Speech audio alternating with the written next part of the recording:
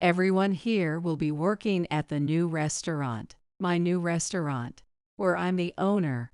I can't work with someone as clueless as you anymore. Oh, but I'll leave behind the useless person. This place is a vegetable-focused restaurant. Barbara, who had been the co-owner, announced she was taking all the employees with her, except me. Her words seemed to be the signal. The staff, who had been smirking, slowly began to walk out of the kitchen, one by one. As more and more people left, the kitchen became deserted, leaving only me and the owner, Karen. Karen collapsed to her knees, sitting on the floor. Why is this happening? She muttered, her head hung low in despair. Of all days, today we had a reservation from the group that helped fund the restaurant's opening. It's all over now. Watching her slumped on the floor, I, the dishwasher, made up my mind. I'll cook. What? But you're just... Karen's eyes widened when she saw the dishes I made, her shock leaving her speechless. Who are you? My name is Brian Anderson. I work part-time as a dishwasher at this small, family-run restaurant. To put it simply, it's a restaurant that specializes in vegetables. We pride ourselves on using organic, pesticide-free vegetables, with a menu focused on lunch service. Everything, from soups to main dishes, and even desserts, is made almost entirely from vegetables. The selection varies from day to day, but there's also a section for selling vegetables. Letting customers enjoy the natural taste of vegetables has always been the belief of the store's owner, Karen Moore. She also has a best friend and business partner. Hey, you can't use a cucumber that's all crooked like this. Just because it's organic doesn't mean we can overlook how ugly it looks. Have some sense of aesthetics. And by the way, if there are any more cooking mistakes, there will be some kind of penalty. These vegetables are expensive, you know. The person shouting in the kitchen is Karen's co-owner and business partner, Barbara Davis. I understand that organic vegetables naturally have a less than perfect appearance, but Barbara's obsession with presentation and cost seemed to be getting stronger. Just when the kitchen was in that state, a bright voice called out, "Good job, everyone. This is the last order for lunch, so let's give it one more push." As soon as Karen, smiling, came in, Barbara walked out. She asked me what happened, and I briefly explained. Barbara is very ambitious, and that's something I benefit from. But for now, let's just focus on the customers we have. The kitchen started moving again. Karen whispered to me, "You know, there are always going to be some problems, but as long as we stick to the store's motto, we'll be okay." "That's true," I answered with a smile, and Karen smiled back. I shared her belief in the store's motto of letting customers enjoy the natural taste of organic vegetables. But not everyone felt the same. After lunch, during the break, I was washing the last few dishes for the final customer. A few kitchen staff were still around. Can customers really even tell the difference in taste? I bet they just want to brag about eating organic. Meanwhile, we have to put up with all the nagging to cook it right. Does the owner even get that? This sort of gripe session was a regular occurrence, and there was another reason it always happened in the kitchen. Just as I was finishing up, someone kicked me from behind, and I nearly dropped the dish I was holding. Oh, my bad. You're lucky your job is so easy. If you broke a dish, you'd probably get fired. It's not like you even have to deal with dressing. We check with the customers to make sure we leave out any veggies they don't like, so you get dishes back clean as a whistle. All you have to do is rinse them off. Man, being a dishwasher sounds like a dream. We're the ones holding this place up, dealing with all the complaints. But hey, working part-time as a dishwasher That's just embarrassing. No way, man, I'd rather be a bum than do that. Without bothering to hold back their laughter, they walked out of the kitchen. They always mocked me before heading to the break room, especially when Barbara had been extra critical. I guess it was their way of taking it out on someone. As long as they did their job right, I didn't care. As long as it didn't go against Karen's values, I could let it slide. I finished washing the last dish. I've been here since the store opened, and now it's so popular that reservations are a must. I thought this success would continue into a bright future, but everything changed after an event I never saw coming. I had the day off yesterday, so I came in early that day. Usually, when I take a day off, the dishes are left in a mess, and I have to rewash some of them. So I came in to check on things. Yesterday, Karen said she couldn't come to the store because she had to inspect the suppliers. Before entering the store, I suddenly felt a strange sensation. There were cardboard boxes from an unfamiliar vendor left by the dumpster. Thinking that there might have been an accident yesterday, I hurried to the kitchen. Of course, no one was there yet. It looked like no one even tried to clean up. The sink was filled with food waste, and it was food waste in a shape that I couldn't even recognize what dish it came from. Just to be sure, I opened the trash can as well. There were a bunch of empty bags that looked like they once contained pre-cut vegetables, probably from the supermarket. As I was trying to figure out what was going on, I heard women's voices coming from outside. Oh, if it isn't Brian the dishwasher. You're early today, aren't you? It was Barbara, and there was someone else with her, someone I had never seen before. Just as I was about to ask who the other person was, Karen came rushing in, out of breath, holding a smartphone in one hand. Karen, you're sweating all over. What's got you in such a rush? Who cares about my face? Barbara, what's this about? Karen shoved her phone towards Barbara. Barbara took the phone without even changing her expression and began reading aloud. A review on our website. I was surprised because the dishes looked nothing like the pictures I saw before, even though I chose the chef's choice course. That's what it says. What happened? I didn't hear anything about this. And who's that with you? Oh, it's just something I've been thinking about for a while, and I tried it out yesterday. The vegetables are pre-cut, and the rest were bought in bulk to save costs.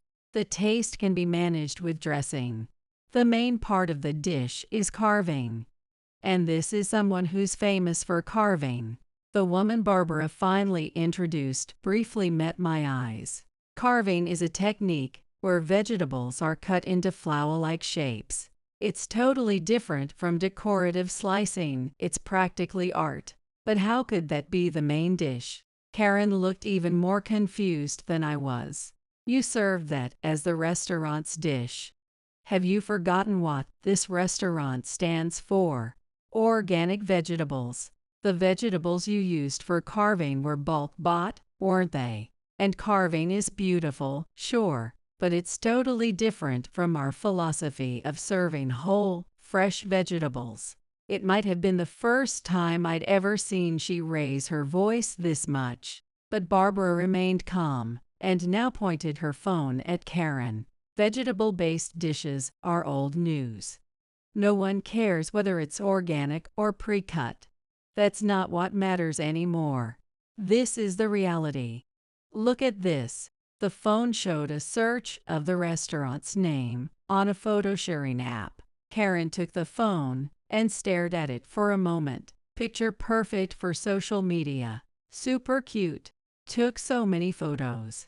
Can't wait to go back. As Karen quietly read aloud, Barbara sneered.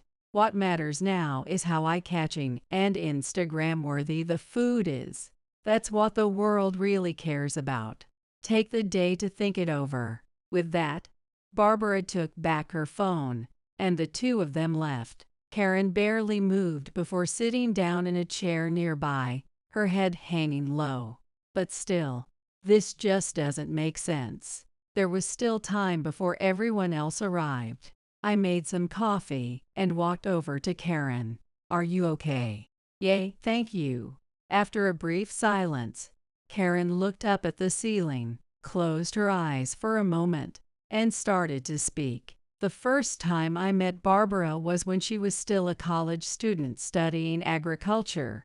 It was during the summer break, and I was helping out at my family's farm. Barbara was so impressed with our organic vegetables at the farmer's market that she contacted us, asking if she could do a farm internship. She ended up staying with us for about half a month. I remember her being so moved by Mom's vegetable soup when she first tried it. We talked a lot about our dreams and eventually about what kind of future we could create together. We wanted to spread organic vegetables everywhere. First, open a restaurant, then grow our own crops. At that point, Karen adjusted her seat and lowered her gaze as if reminiscing about the past. We worked hard to make organic vegetables a part of everyday life, simple but delicious meals that honored traditional farming methods, while also giving them a fresh twist for restaurant dining.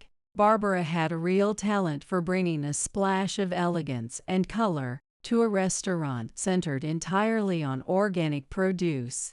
I thought what our restaurant stood for, what it meant to us, would never change between us. But now, suddenly, Karen seemed to remember something and looked at me. I'm sorry, I'm rambling about the past. We should be thinking about the future now. No matter what happens, I'm sticking with you, Karen. When I said that, she looked surprised. But then she smiled and started sipping her coffee. The day I first met Karen might not have been all that special to her, but to me, it was like she saved my life. It was a night about a year ago, and I was sitting on a bench in a park near this cafe. Just a month before that, I had lost my job. Slowly, I stopped tasting my food. Then eventually, I lost all motivation to eat. That's how I ended up in that park. I had meant to sit down, but I ended up collapsing on my side. That's when Karen happened to walk by. I remember only one thing, seeing her face illuminated by the street lamp in the dark, thinking, wow, she's beautiful.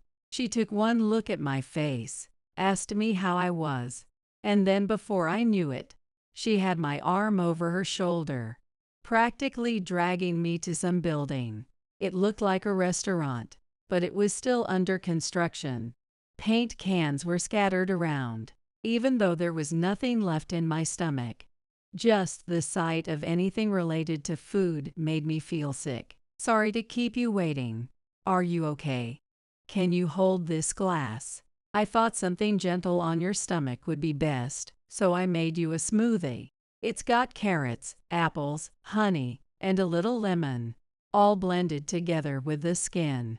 It's great for recovery. Here, try it. I might have blurted out that I was hungry without even realizing it. I had tried these energy drinks before, but my body always rejected them. But for some reason, I couldn't decide whether I wanted to drink it or not. In the end, I took a sip. It was delicious, like it soaked into my body. The lemon, though subtle, really brought out the sweetness. The carrots tasted rich and sweet. Before I knew it, I had finished it all. As I sat there, still in a daze, she brought me some food. I know it's another drink, but this is going to be one of the main dishes when the restaurant opens. It's hot, so take your time. With a smile, she walked away. The dish was a vegetable soup, but it wasn't just any soup. There were whole carrots and potatoes in it. The vegetables were so soft that I could easily cut them with a fork, and they had a rich flavor that paired perfectly with the broth. It seemed that the seasoning was mainly salt and pepper. The soup was meant to highlight the taste of the vegetables themselves. So I'm really happy you understood that.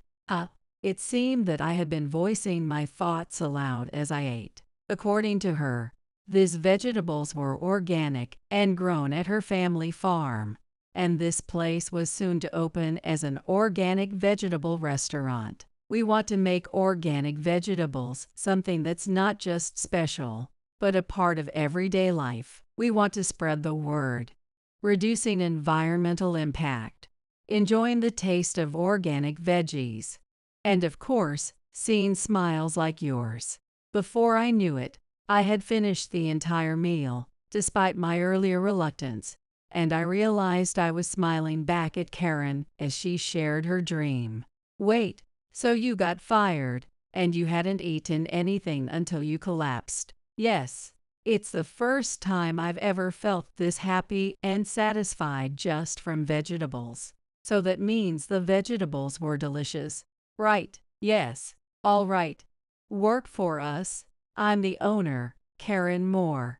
Yes, what? And that's how I started working at the restaurant. It wasn't just that the meal had saved my life. I felt like Karen had reminded me of something I'd forgotten about myself. So I decided to start over from scratch, and she hired me part-time.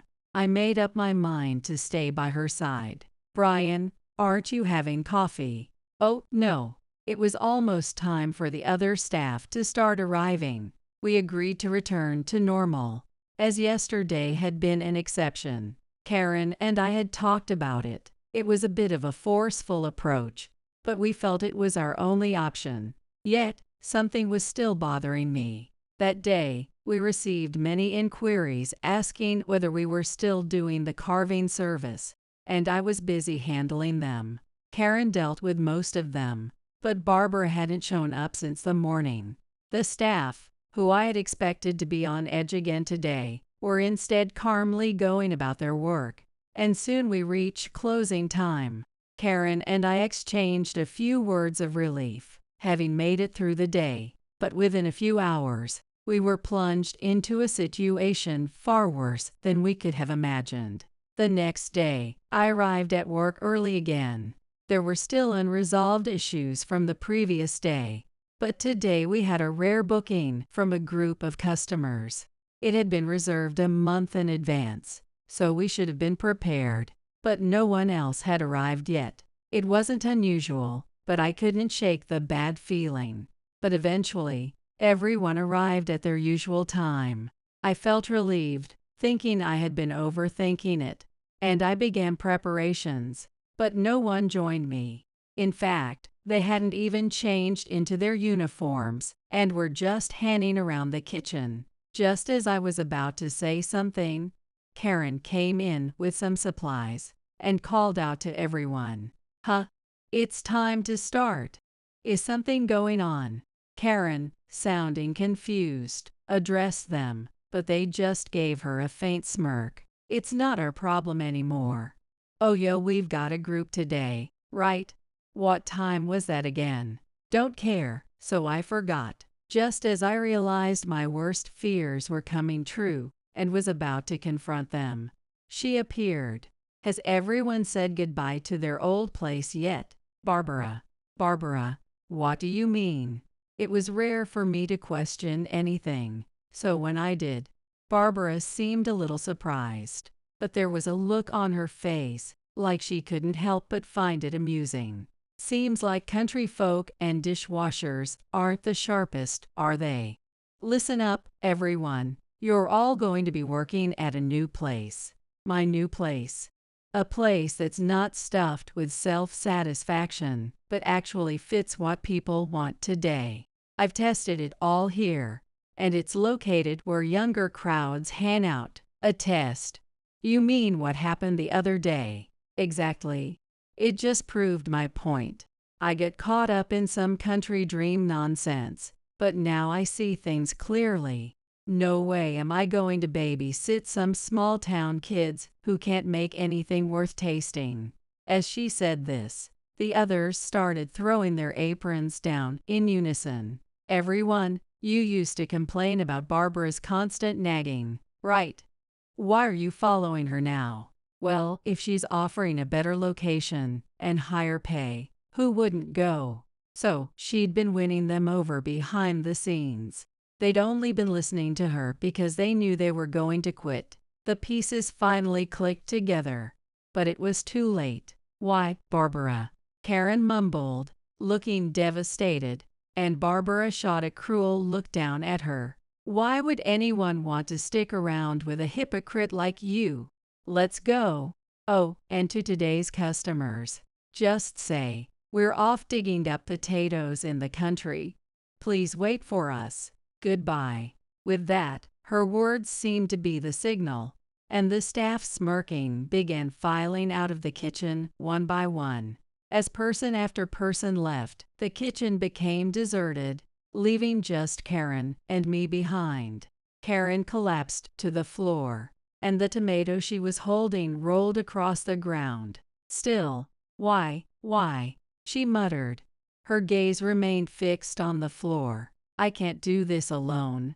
Today's customers, they helped fund the restaurant." Barbara knew that.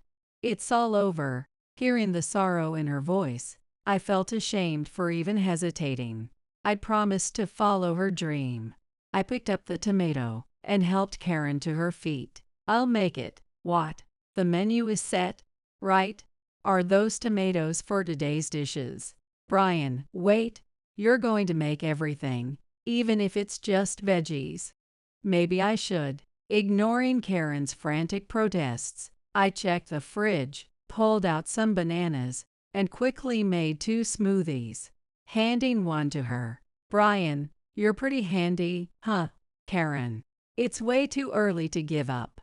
Come on, we're going to be busy, so chug down that banana sugar boost." Okay, I didn't even feel like myself, being this upbeat. But we had no choice but to get through this together. And I needed Karen to keep smiling. "There are 6 guests.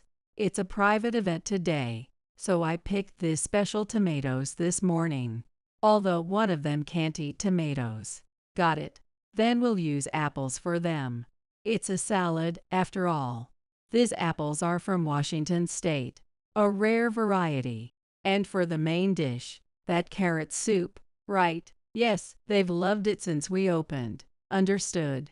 I'll adjust the pace of cooking while watching how things go.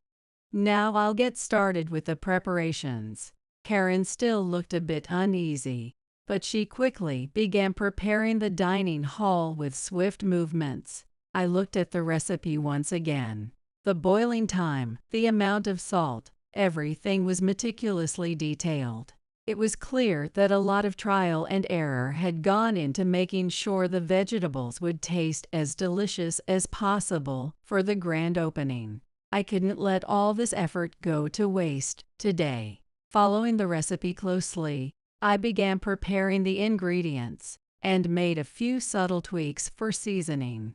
Before I knew it, the reservation time had arrived. I heard the sound of cars pulling up, and the lively chatter of voices filled the restaurant. This was it. Karen, who had come to pick up the appetizers, had a wide-eyed look but quickly snapped back into focus, and the dinner began. The appetizers, vegetable pottage, and even the tomatoes and apples seemed to be well received. And the main course soup with organic bread was a hit. There were a few new guests, and I heard gasps of surprise. We used carrots that were just the right size to avoid overpowering the dish, adjusting the steaming time and salt just slightly. I couldn't help but smile as I remembered the first time I had tasted it myself. By the time dessert rolled around, Karen's face had relaxed, and she was smiling naturally. As the meal concluded, a man, probably someone who had supported Karen, took her hand and said with a beaming smile, "That was truly delicious. It seems to have gotten even better." At first, I supported this place as a charitable gesture, but now I'm a fan of the restaurant, the vegetables, and of you. I'll be back.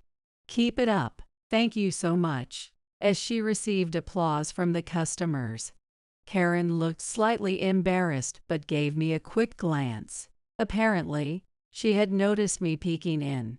We shared a secretive fist pump. After seeing off the guests and finishing the cleanup, We finally sat down to enjoy a cup of coffee. It felt almost surreal, as if the stress from this morning had melted away, leaving me in a refreshed state of mind. After a brief pause, Karen leaned in and looked at me. "Brian, thank you so much for today. I couldn't have done any of this alone. And, well, can I ask you something?" It was obvious what she wanted to ask. I figured it was time to share the part of my past I had kept hidden, at least with her. About a year and a half ago, you've heard of that 3-star restaurant that first opened here in the U.S. Right, the one in the hotel where a room costs no less than $500 a night. Yeah, I was the head chef there. I had worked at another restaurant in the hotel, but because I had some experience at the main branch overseas, I was transferred there. Her eyes grew even wider. That expression eased me a little, helping me relax my shoulders. Everything had to be top-notch flavor, service, the whole experience. If something wasn't up to standard, you'd be reassigned or even fired. And I was the one making those calls. I was strict, even with a pinch of salt. I made the staff practice until they could measure the grams consistently. Even how they behaved during breaks was under scrutiny, all to maintain the highest standard. But I closed my eyes, recalling that day. The result was the entire staff went on strike. When the time came, not a single person showed up. I had figured no one would come and started prepping earlier than usual. "Brian."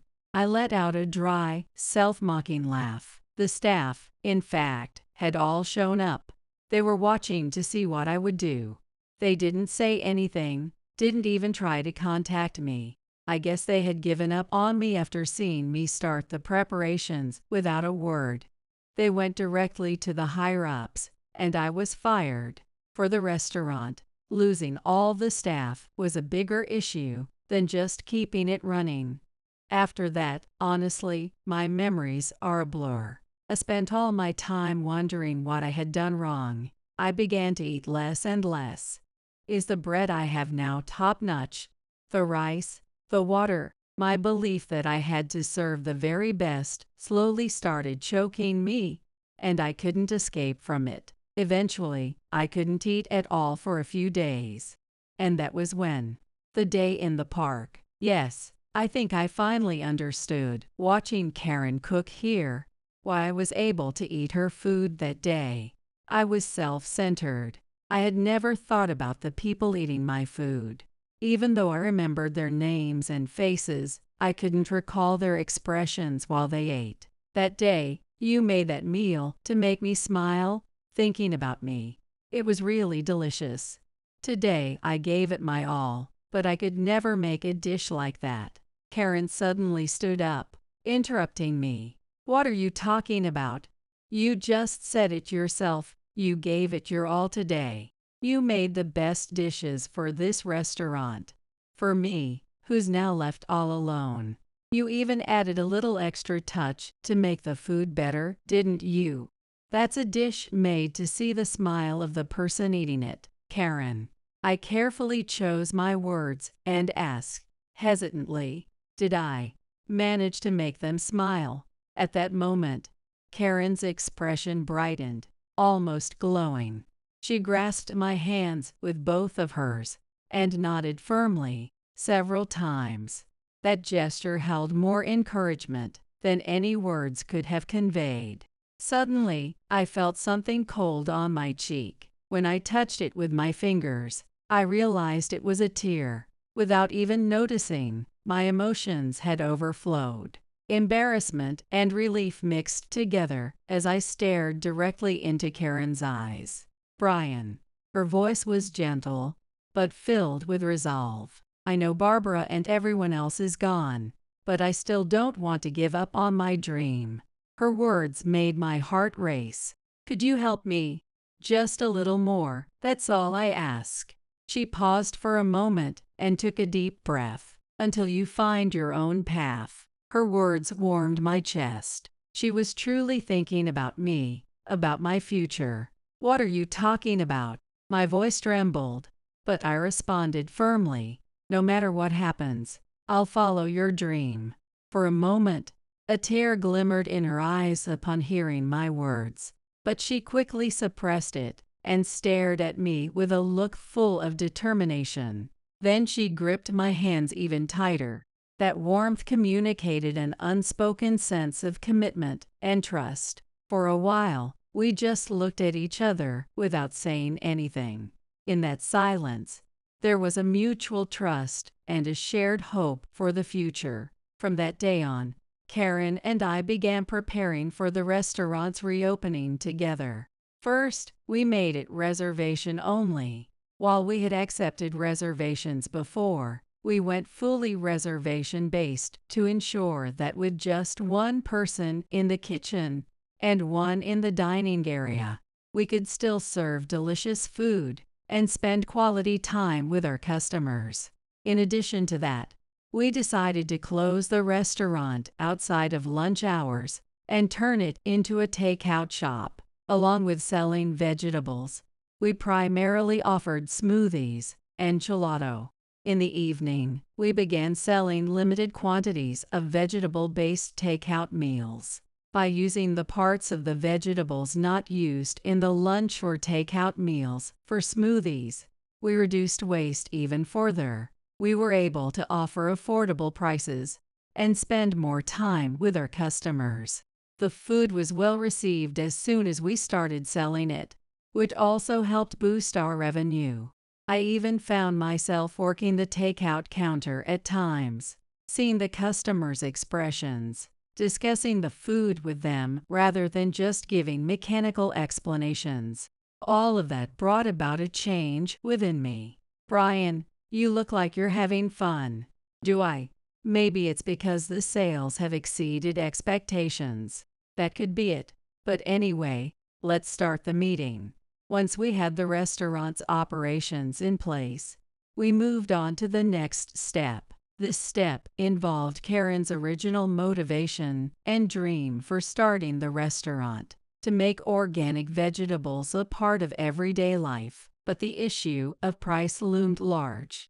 Growing vegetables without pesticides takes time and effort, which drives up the cost.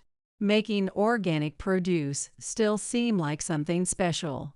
Karen, almost like a character in a comic, held her head in frustration. This vicious cycle is the problem. Yes, even if we put in the effort to grow them, it's meaningless if they don't sell.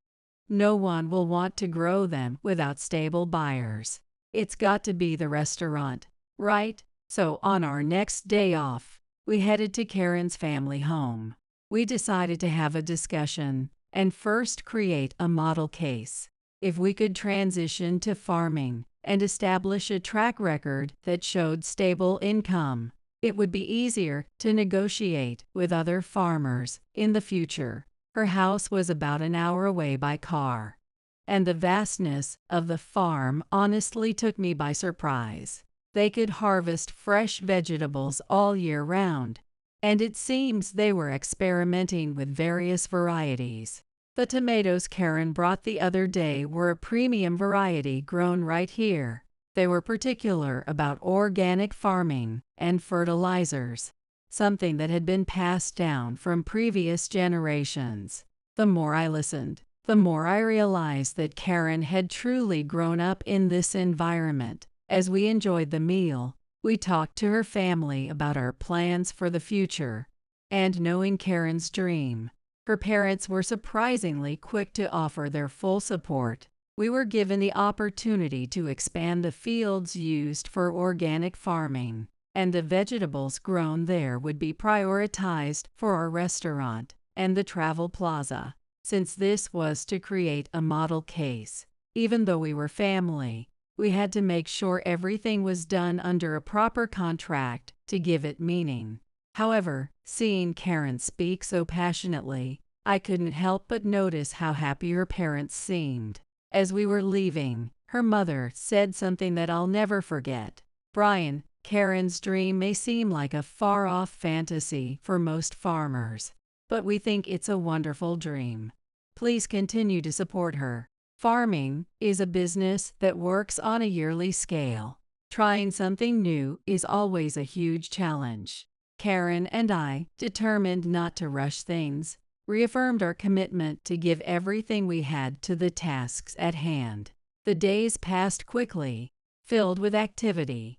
We worked tirelessly to improve the restaurant services, brainstorm menus that would truly highlight the flavor of seasonal and organic vegetables, and foster connections with other farmers. Though we barely had any time off, and I'd be lying if I said we never got tired.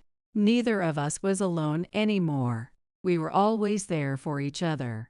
When you have someone moving forward in the same direction with you, it's amazing how much brighter the future looks. I realized that for the first time. Brian, I really appreciate having you around when we're dealing with contracts. When it's just me, I tend to get too passionate, and I lose my cool.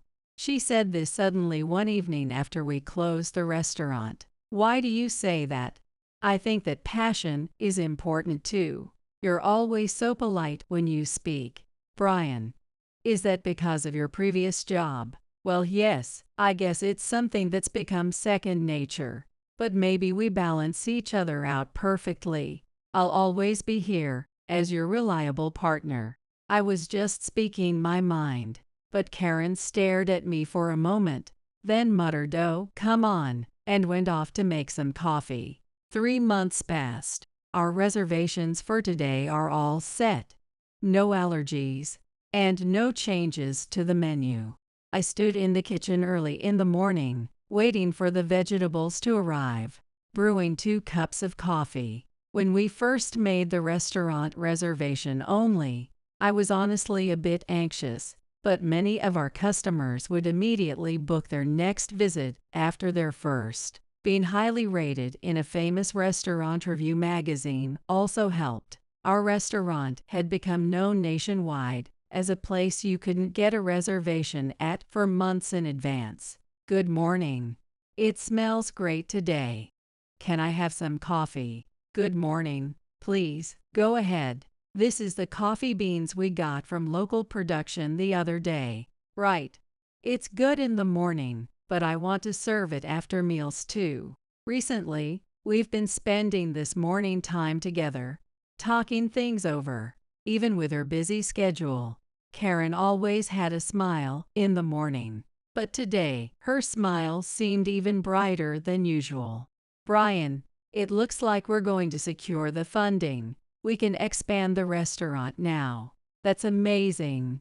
If we stop being reservation only, more people can come and enjoy. Once again, we were taking a step closer to our dream. She fell silent for a moment, still smiling. Then she gently held my hand. Karen, if you hadn't been there, I would have given up that day when everyone left. I can never thank you enough. Thank you. What are you talking about? This is just the beginning. Yeah, let's keep moving forward together. Of course. I heard a car outside, and as Karen rushed off, I followed her, feeling my face heat up. Whenever she looks at me or touches me lately, I've been getting nervous. Shaking off these thoughts, I hurried outside too.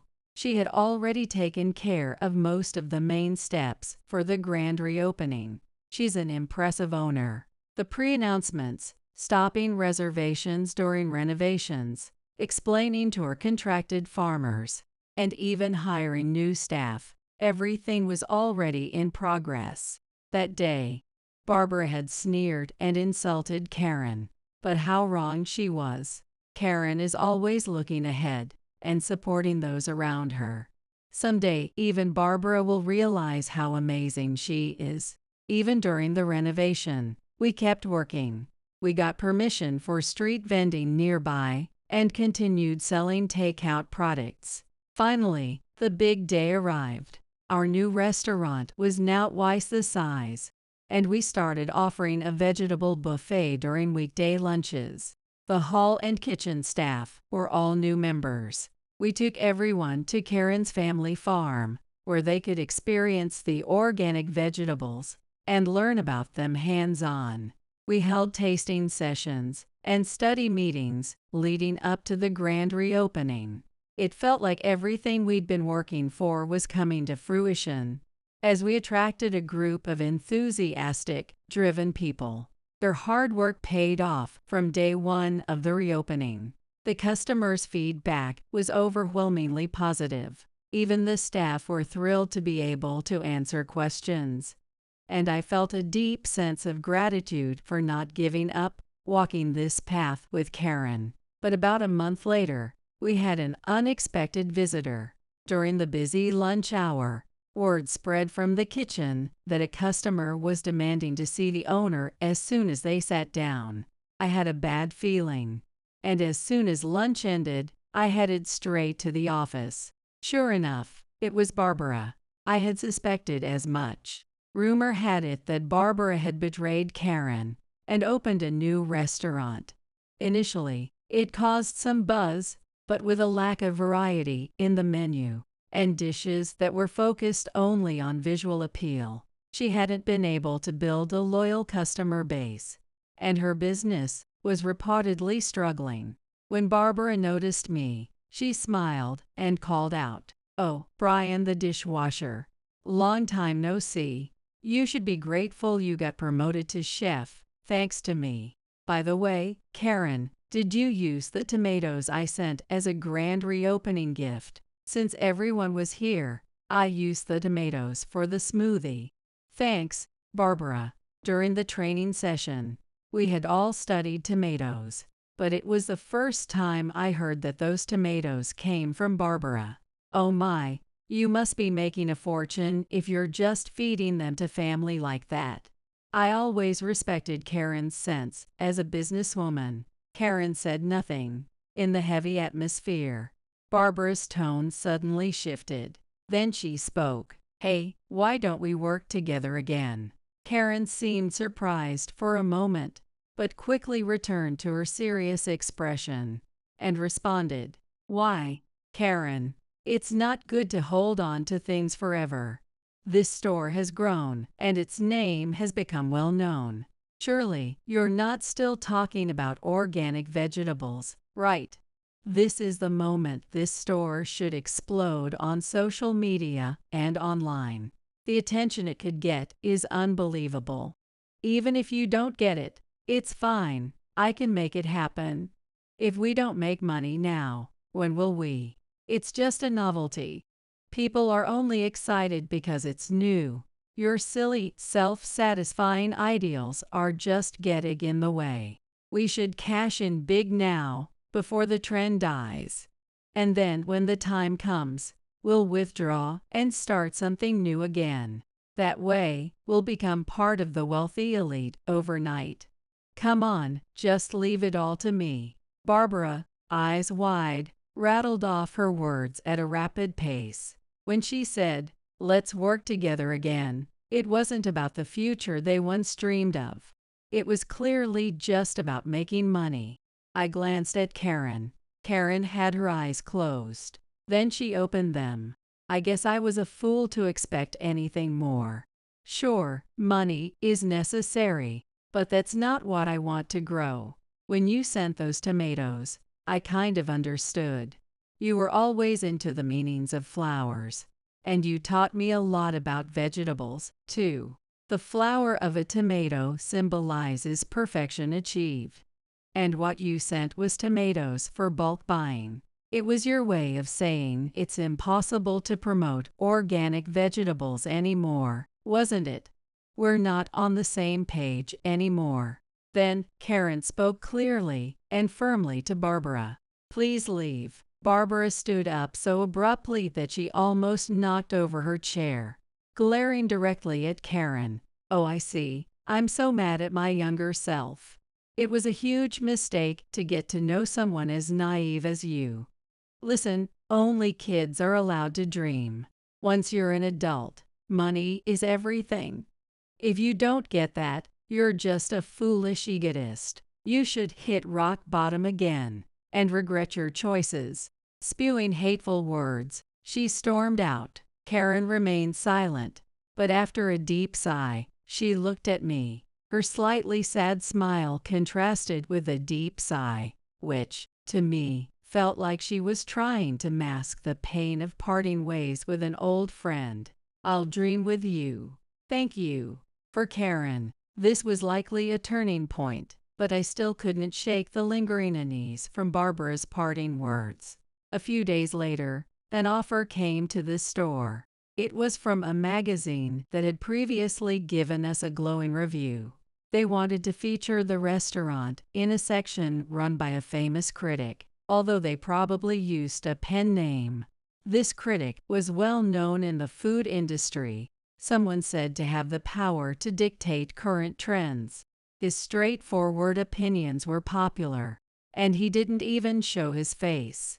He was the kind of critic who gave either 0 or 100, making it a gamble for anyone who received an offer from him. Of course, Karen understood that.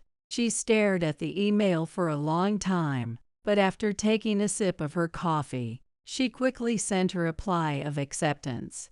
"You have to be confident if you're aiming for 100. That's because it's this restaurant, right?" As expected, Brian. We laughed together, deciding to take this high-risk offer. The day of the offer finally arrived. We had been asked to provide our usual service, so I hadn't told the staff about today. I simply offered them all banana smoothies to encourage everyone to give their best today. 5 minutes before the reservation, the door opened, and 2 men walked in. I couldn't tell which one was the critic, but as soon as I peeked from the kitchen, my mind went blank. No, it was a phrase I couldn't shake from my head. No matter how hard I tried, I couldn't forget those words. "You ruined my future. Don't ever forget that for the rest of your life. If they find out I'm working here, my reputation will surely be destroyed. I need to tell everyone I'm leaving as soon as possible, but there isn't anyone ready to take over the main course yet. If I leave, it could cause chaos." My mind was swirling, unable to make sense of anything, when Karen's voice reached my ears. "Brian, what's wrong?" "The main course is almost ready." "Karen, today." "No, from now on, I won't be able to stay involved with this restaurant." "What?" I struggled to explain with my clouded mind. "The young man, his name is Daniel. He used to work under me at my previous restaurant. You know him, but that means he was full of talent and effort, so much passion. As for me, well, you know the story. That day I let him season the soup for the first time. The sous chef double-checked it, but when I tasted it later, it was just slightly different from usual. I decided it was a mistake with the salt and made him apologize to every table. The next day, he handed in his resignation. He waited for me to be alone in the kitchen, folded his apron, and said with a look of hatred, "You ruined my future. Don't ever forget that for the rest of your life." In the end, I left that place too, but those words have haunted me ever since. Just thinking about it makes my chest tight. Karen gently placed her hand on my back. It wasn't entirely his fault. I had been informed that the usual salt was out of stock and would be replaced, but I didn't follow up, and he was the first one to use it. Most people wouldn't notice such a small difference, but even after he quit, I told myself it was because of his lack of professionalism. I convinced myself that he wasn't cut out for the top level. That's unforgivable. I turned to face Karen. I don't deserve to cook for him. If anyone found out I was here, it would be a disaster for the restaurant. I'm sorry, but I can't. Then Karen let go of my back, grabbed my hands, and held them close to her chest. She whispered to me, "You are the chef of this restaurant now. Don't worry, I've seen all the smiles your dishes have created. That's who Brian is today. If anyone says something, we'll apologize together. So let's serve him." Her words and smile made memories of my time here with Karen and our customers rush into my mind. I wasn't trying to prove anything about myself. I just needed to serve the best dish I could as the chef of this restaurant. And I finally switched my mindset. Chef, could you taste this for me? Is now a good time? I'm going, boss. Yes, go ahead. As usual, I worked with the team, and we put together the final main dish. After the last order was served and those two customers were having their coffee, Karen was finally called over. I watched from the kitchen, but all I could catch was a simple greeting. But then, the man who had been frowning the whole time started speaking in a louder voice. So you're the owner, huh? I won't say the food is bad, but you know what they say about enjoying food with your eyes. This restaurant doesn't get it. Honestly, just having vegetables. That's just not working in today's world. Do you think anyone would want to take a picture of this? You need to research your younger clientele. It's dull, unsatisfying, poor-looking, overpriced for just vegetables. I could go on, but hey, it'll make for an easy article. Let's go get some meat after this.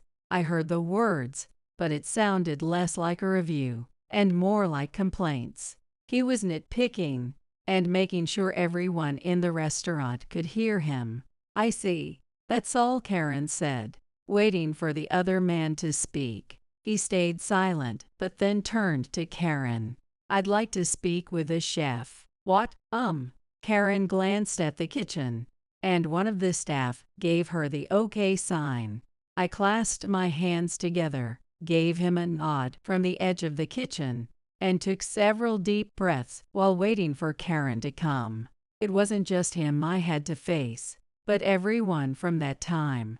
I had to be ready for whatever he might say. I also wanted to step in and help Karen after she had taken all those snide comments alone. Brian. Yes, I'm coming. Karen and I approached the table, and I greeted them. The man who had been bad-mouthing the place looked like he had something to say to me too, but Daniel stayed silent, and the man seemed to catch the hint. Daniel took a sip of water and looked at me. His eyes showed that he recognized me completely from the way the two interacted. It was clear Daniel was the critic. What would he say? Maybe nothing at all. But if anything were to harm the restaurant, I was prepared to apologize deeply or do whatever was necessary. He placed a glass down and finally spoke. So it really is Brian. Yes. All I could manage was that reply and a small nod. Please, look up. Actually, I had heard from someone we used to work with that they saw someone who looked like you here. But to think you were working at an organic restaurant, I couldn't believe it. But after tasting this main dish, I knew it had to be you. Back when I first started, I would often drink the leftover soup, trying to learn from your techniques. As he reminisced about the past, I couldn't look at him directly. That's when Karen stepped in. Brian has always been giving his all for this restaurant, for the customers. She tried to defend me, but he smiled and raised his hand to stop her. I understand. Brian was always dedicated to delivering the best food and ambience for the customers. But that intensity, none of us, myself included, could keep up with it. After what happened, I left a restaurant in anger, filled with resentment. Daniel took a sip of water and then turned his whole body toward me. For the first time, I really looked at his face. Brian, I've never stopped thinking about you. I couldn't escape the culinary world, but I often wondered, what happened to you? Did you quit cooking?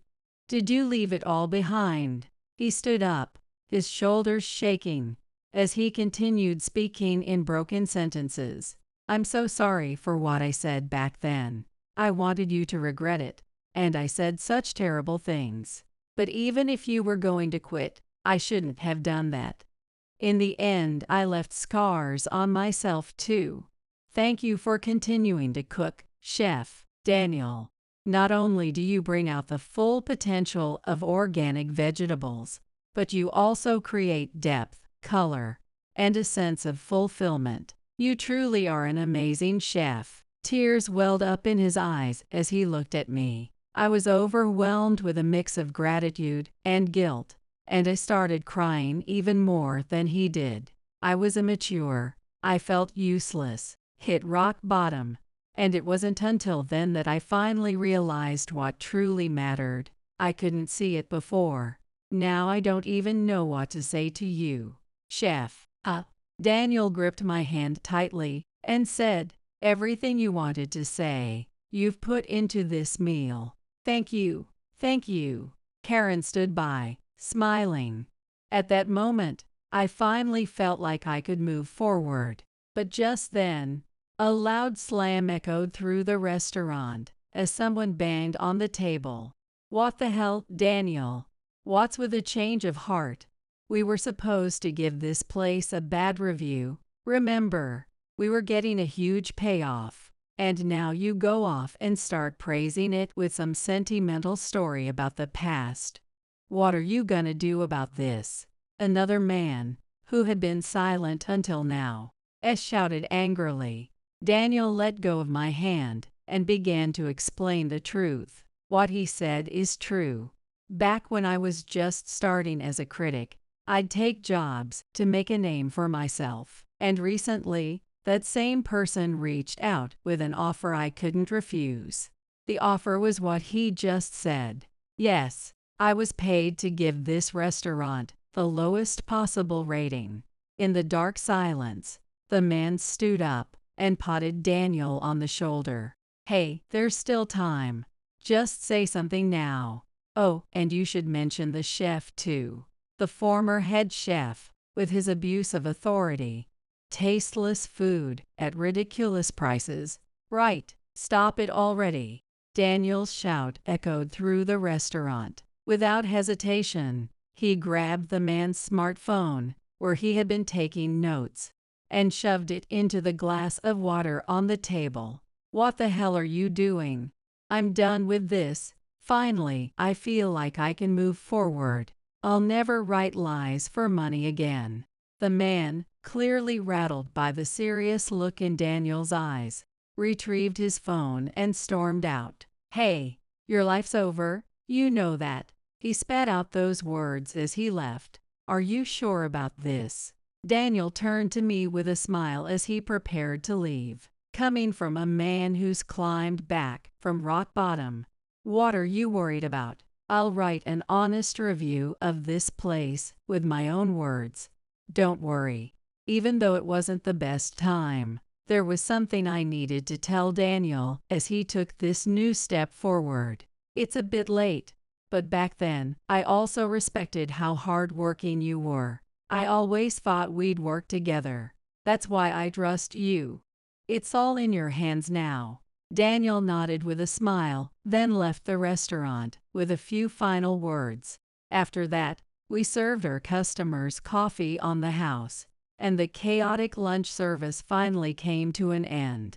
Karen and I sat across from each other in the office. When I first heard the word commission, I had a bad feeling. Brian too. Yay, I figured. The words Daniel said before leaving were about the person who made this whole request. Can't believe it was Barbara. There's no point in dwelling on it now. Let's leave the article to Daniel.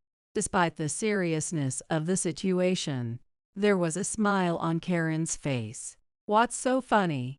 Brian, the worry is gone from your face. I'm glad. Haha. I let out an awkward laugh, and Karen stood up, coming right up to my face. But those tear marks are still very visible. With that, she gently pulled out a handkerchief and softly wiped my cheeks. I felt an odd mix of embarrassment and comfort, but her face was so close that I couldn't open my eyes. My face was probably flushed red, hiding any remaining tear marks. 1 month later, the magazine we had dreaded was finally published. The moment I held it in my hands, my chest tightened. Flipping through the pages, as expected, our restaurant was rated at the lowest rank. The words that man had spat out that day were printed there, in cold hard text. Every time I read it, I felt a weight in my stomach. Normally, this would be the end for the restaurant. Reputation would plummet. Customers would stop coming, and eventually, we'd be forced to close. That image kept flashing in my mind. But we still had hope. Brian had stepped up. He went straight to the weekly magazine and revealed everything in an exclusive interview. He exposed the corruption behind the article, the money exchanged under the table, and shockingly, he even admitted that he had been involved in similar schemes in the past. His confession shook the industry. Social media was flooded with praise for his courageous actions. At the end of the interview, Brian concluded with these words: "I've posted my true thoughts on my social media. From now on, I'll share information with pride and respect. As a former chef, I'm truly sorry for all the trouble I've caused." When I read those words, tears welled up in my eyes. Brian was finally acknowledging his mistakes and taking a new step forward. I glanced over at Karen, and she, too, had tears in her eyes. We nodded to each other in silence and held each other's hands tightly. After the whole incident, we were flooded with interview requests from various media outlets, but we stood firm on our stance. "Come visit the restaurant and see for yourself," we would say. In the end, we received glowing reviews from different publications, and even that magazine ended up issuing a public apology. Even now, after the dust has settled, our restaurant remains packed with customers, and we are truly grateful. As for Barbara's place, it quietly shut down just a few days ago. I found out when one of the staff members, who had left in the mass walkout, came to our place asking to be rehired. It was a familiar face, someone who used to take their frustrations out on me. I didn't say anything, leaving the decision entirely to Karen. There was a palpable tension in the office as Karen flashed her biggest smile at the person. "All right, let's work together again. Thank you so much." I was surprised at how quickly she decided, but in a way, it was very much like her. However, she didn't forget to mention one last important thing. "Okay, starting tomorrow, you'll be on dishwashing and cleaning the vegetables. Make sure to learn from your seniors. Lunch service is insanely busy." "Wait, dishwashing?" Sure." They looked a little dissatisfied, but by tomorrow, they would realize how hectic and important the job really was. After all, every role here matters. It was about time for lunch service to wrap up, so I made my way back to the kitchen. Just then, the front door opened, and a woman walked in. "Is lunch still being served?" One of the staff was about to explain that service was over, but I stopped them and led the woman to a seat. She looked pale and drained of energy. It was Barbara. I passed Karen in the back and let her know we had a guest before heading into the kitchen. Barbara sat there, staring down, not even touching the water in front of her. "Barbara, you don't look well. Are you eating properly? You know exactly what I did, and yet you're still worried about me. Is it pity or charity?" Her weak attempt at sarcasm only made her appear more hollow. As the two sat in silence, I brought over the food. "I'm sorry, but lunch service is over, so I made you something with what we had left. Is that okay?" Barbara stared at the dish for a moment. "It's fine." She only said those two words, but as I was about to leave, she stopped me. "Chef, can I talk to you for a moment?" "Of course." Barbara, as the steam from the food rose in front of her, slowly began to open up. "I was born into a farming family. You could say it was pretty old-fashioned. Our house and fields were separate, so we'd all pile into the truck in the morning and head out together. I'd go straight from there to school, still covered in dirt, and then come home to help with packing up the produce. Day after day, it was the same routine, and I started to get sick of it. My parents said it was fine as long as I got into the agricultural department at college, so I went. Honestly, I just wanted to get away from home, and anything would have been fine. I went into research, determined never to return to that house again. She let out a deep breath as she picked up her fork and slowly broke apart the vegetables floating in the soup. I had made up my mind, but I got stuck on that assignment. So I signed up for that farming experience just for some content ideas. Oh, if only I could go back and tell my younger self. If I hadn't gone to that farm, if I hadn't met you, I wouldn't have even thought about chasing a new dream.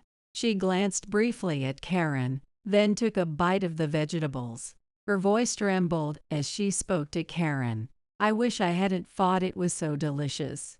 Barbara. Barbara wiped away her tears softly and then turned toward me. Chef, this is the dish I had when I first ate at Karen's house, isn't it? You just had to bring that memory back, didn't you? Yes. I heard that you enjoyed it so much when you visited Karen's family, so I thought I'd make it for you. I see. Karen placed her hands on the table, as if trying to steady herself, then moved closer to Barbara. Hey, Barbara, I still want to. Stop. I can't look at the same future with you anymore. Not with these cloudy eyes. I just can't be with you like this, Karen. Both of them were in tears now. So close, yet somehow, the distance between them felt unbridgeable. I felt helpless, frustrated at my inability to do anything. Then, Barbara lifted her head and took a deep breath. Well, I actually came here today to throw a few sarcastic remarks your way, but after tasting this meal, that's out the window, Karen. Until I can see a clear future again, like I used to. I'll leave you in the hands of this chef here. I'll try again too, so that someday we can stand side by side once more. Lunch is over, right? I don't want to leave anything on the plate, so I'm done talking. With a wave of her hand, Barbara signaled for us to leave the table. Karen and I stepped back from our seats. Barbara, still wiping her eyes from time to time, finished her meal completely and then left the restaurant. After that, Barbara returned to her family's farm. With her knowledge of soil and fertilizers that she had studied in college, and all the techniques she had picked up while visiting different farms for this restaurant, she convinced her family to start organic farming. It wouldn't be long before Barbara's farm became so popular that customers eagerly awaited the announcement of delivery days. 6 months later, Karen and I stood together in front of a vast piece of land. We had finally acquired it, a place that would become our treasure. This place is so beautiful, it's hard to believe it was just left abandoned like this. Well, that's exactly why we were able to get it at such a great price. Let's just say it was waiting for us until our finances fell into place. That sounds really wonderful. I gently took Karen's hand, and she softly squeezed mine back. This land, which used to be a field, was still barren, with nothing growing yet. But this is where our new dream begins. We'll likely fail many times before we can produce organic vegetables good enough to sell, and it may take years. By that time, organic vegetables might be even more ingrained in our daily lives. However many years it takes, I'll still be with you. I really have lived my life with vegetables. It's almost funny when I think about it. It turned out that way for me too. But a life spent with someone else. I think that's pretty great. As we talked while looking out at the land, Karen suddenly let go of my hand and stepped in front of me. Then, for some reason, she started to question me, a little angrily. Brian, hey, I've been meaning to ask you this for a while now. But what's up with all these ambiguous things you say? You're making me misunderstand. What do you mean by misunderstanding? You know, stuff like however many years, or always together, those things. It was rare to see Karen talking so passionately about something other than vegetables, with her face flushed red, and I couldn't help but find her adorable, as always. Should I stop saying things like that, Karen? Just stop it. Her answer didn't come in words. Feeling her warmth close to me, I quietly closed my eyes. A few years from now, we'll likely be standing in the same spot, the landscape transformed into a vibrant display of colors, talking about our new future. Maybe those helping hands are always there, everywhere. But whether they belong to angels or devils, we may never know. When you finally realize what they are, you must decide, do you keep holding on, or do you let go? In the end, the choice is always in your own hands. There's no present for poor people like you. Just go back home. We couldn't understand the words coming out of my sister-in-law, Caitlin's, mouth. Caitlin has been voicing her complaints up until now. It seems she hid the gift meant for her daughter, Mary. The reason she had been in the next room was apparently to hide the gift at the last minute. Caitlin snatched the present Mary had prepared right out of her hands with force. After inspecting the present from various angles, she threw it on the floor. Such a meager thing can't possibly be a gift. Anyone who would give such a thing isn't family. Go back home. It appears she was displeased because it wasn't the brand she specified. On the floor, earrings that Mary had chosen one by one were scattered. The children who participated in the gift exchange picked them up, but Mary, frozen, seemed unable to comprehend what was happening right in front of her. Gradually realizing the situation, tears quickly filled Mary's eyes. She's just a 13-year-old middle school student. It's no wonder she ended up crying. Watching Mary like this, Caitlin had a triumphant look on her face.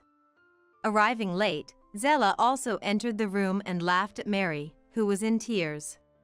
Taking advantage of this moment, Caitlin continued to hurl insults at us. However, that didn't last long.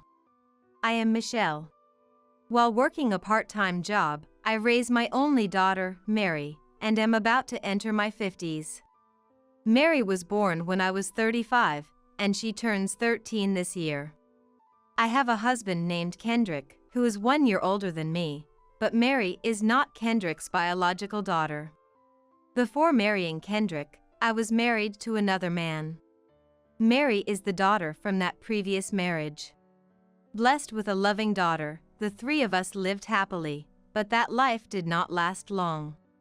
My former husband died in a traffic accident. At that time, Mary was just 3 years old. She barely remembers her biological father. I was engulfed in grief immediately after his death, but I couldn't afford to lose Mary as well. As a single mother, I resolved to raise Mary.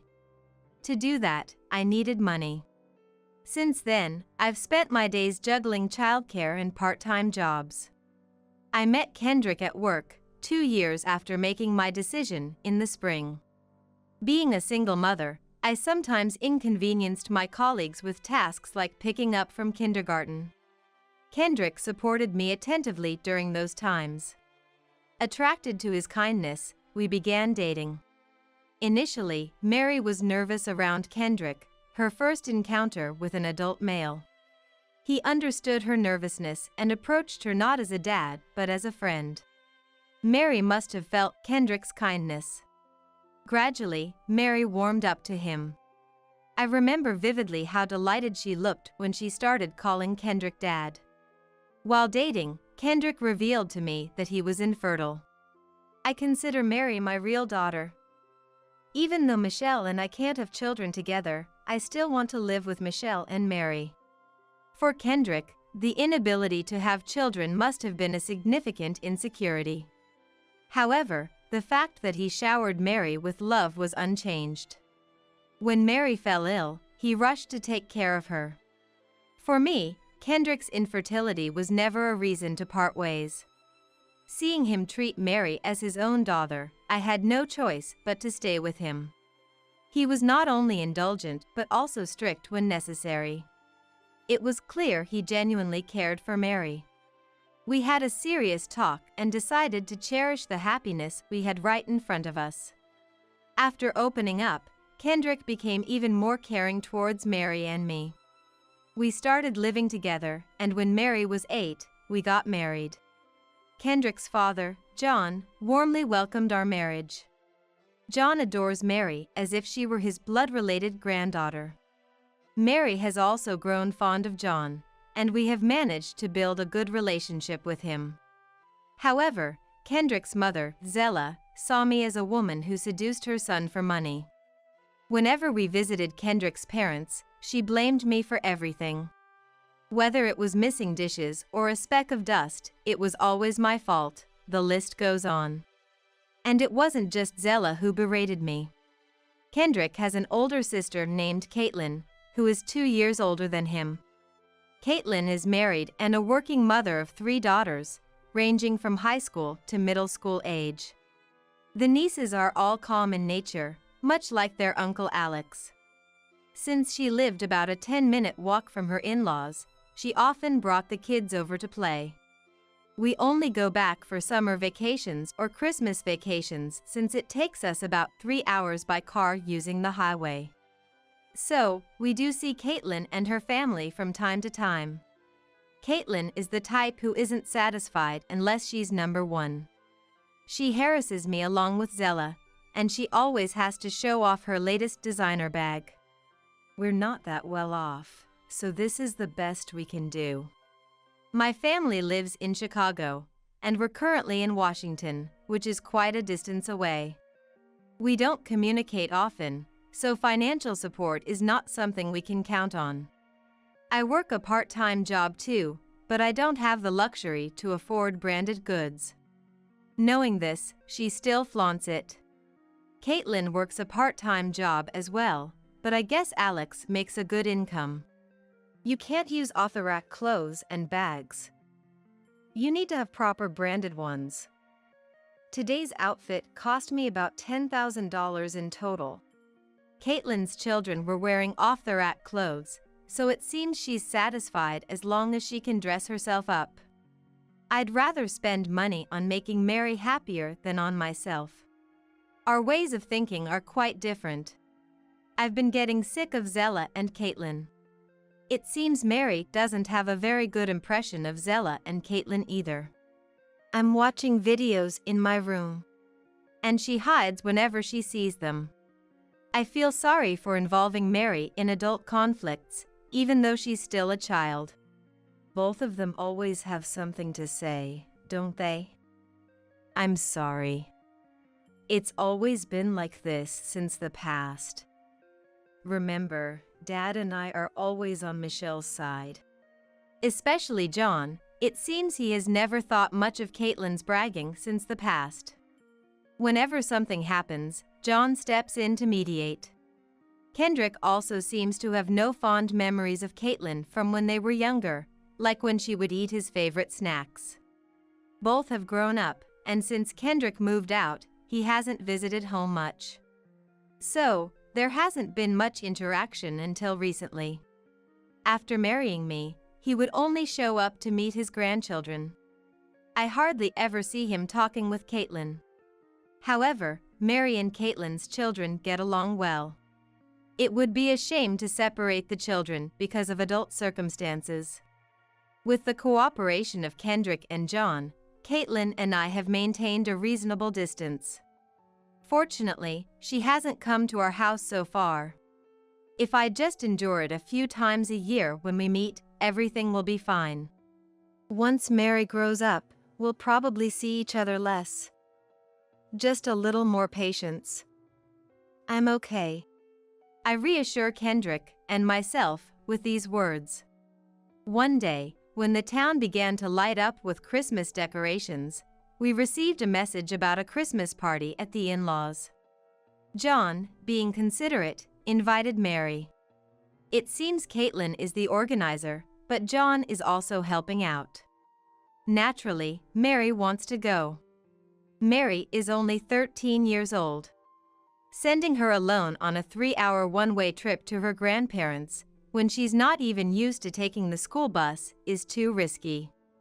On the day of the party, it's Christmas vacation, and both Kendrick and I are off work. We decided to take Mary to the in-laws for the party. Christmas parties usually mean exchanging gifts. We can't afford anything too expensive, but we decided to prepare a gift. Upon hearing this, Caitlin went ahead and specified the gift herself. A gift list was sent along with the invitation. Looking through it, there were items like luxury brand necklaces and cosmetics, things you wouldn't think children would use. Each and every item was over $500. What does she think children's gift exchanges are? I've never seen Caitlin's children wearing branded items. So, this list is probably not what the children want, but what she wants for herself. We ignored the instructions and let Mary choose the gift herself. Mary couldn't decide in one shopping trip, so we went multiple times to buy the present. Each time, the options increased, and I watched Mary happily making her choices.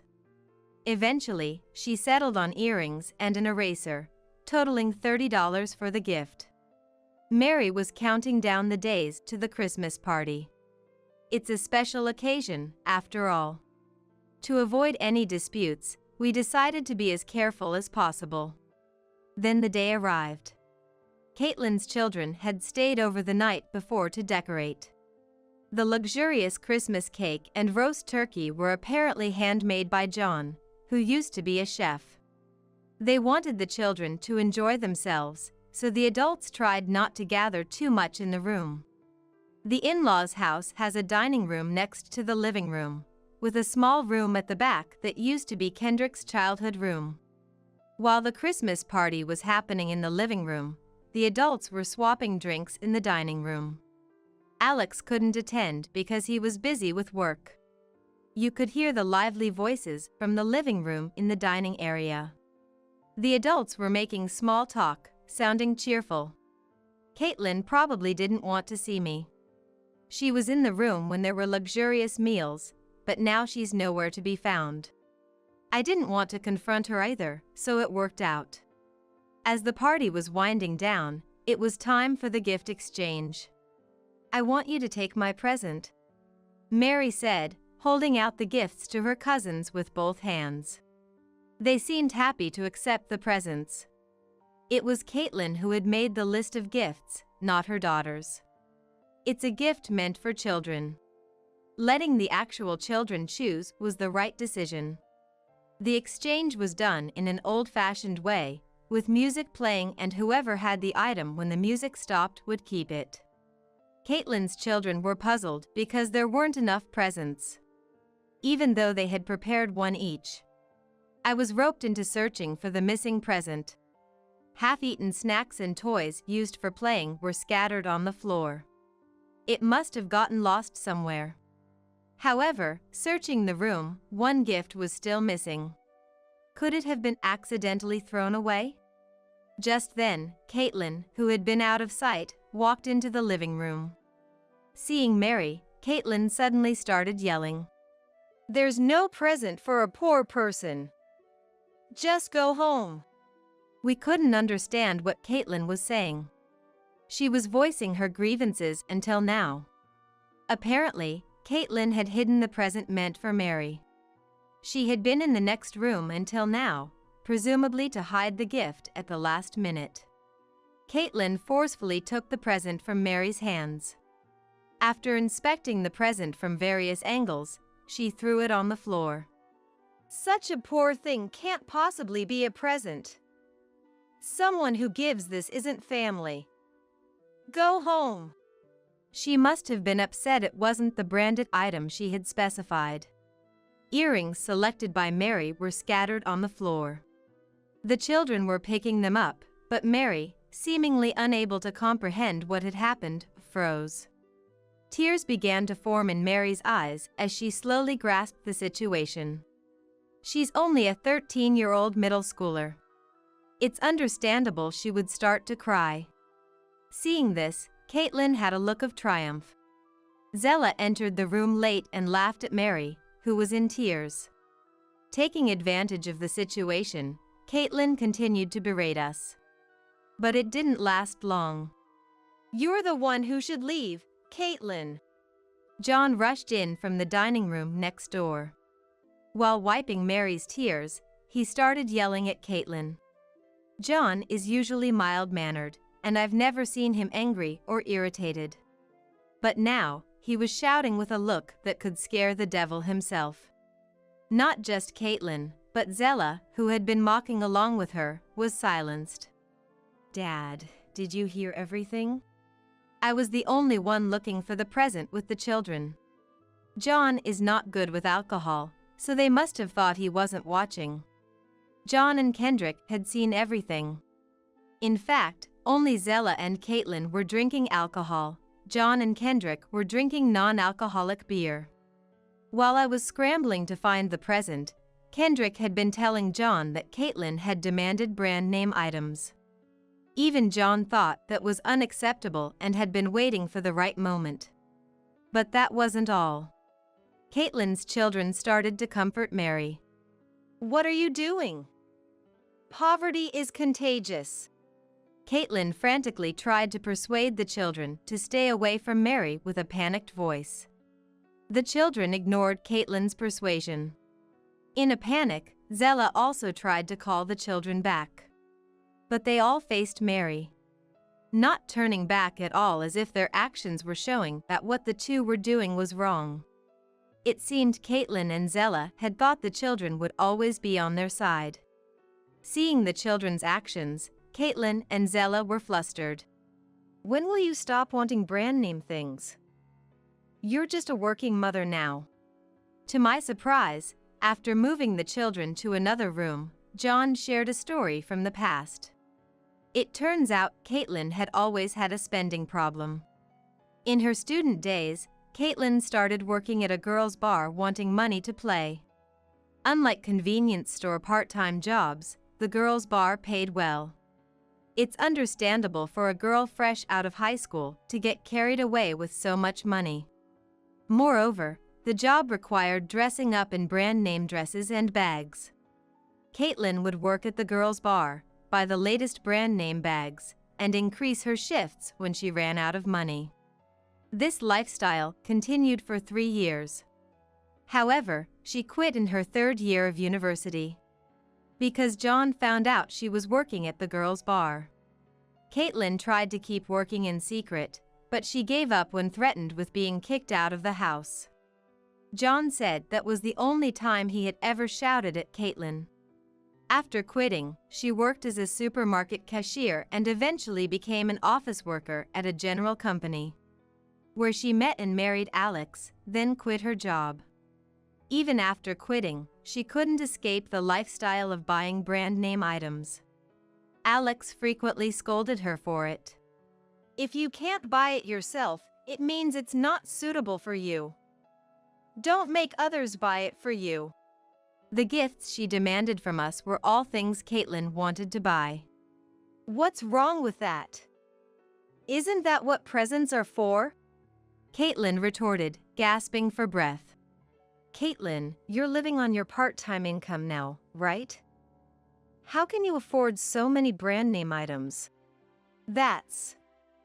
I'm just increasing my shifts. I bought everything with my own part-time income." She hesitated a bit, as if hit where it hurts. John didn't miss that hesitation. "Then what's this?" John pulled out his mobile phone and showed us a screen. It displayed the total amount of debt from a private financial institution. "Why do you have this?" "I saw it in Zella's room. There's no better proof than this." Caitlin fell silent and looked down. The atmosphere was no longer that of a Christmas party.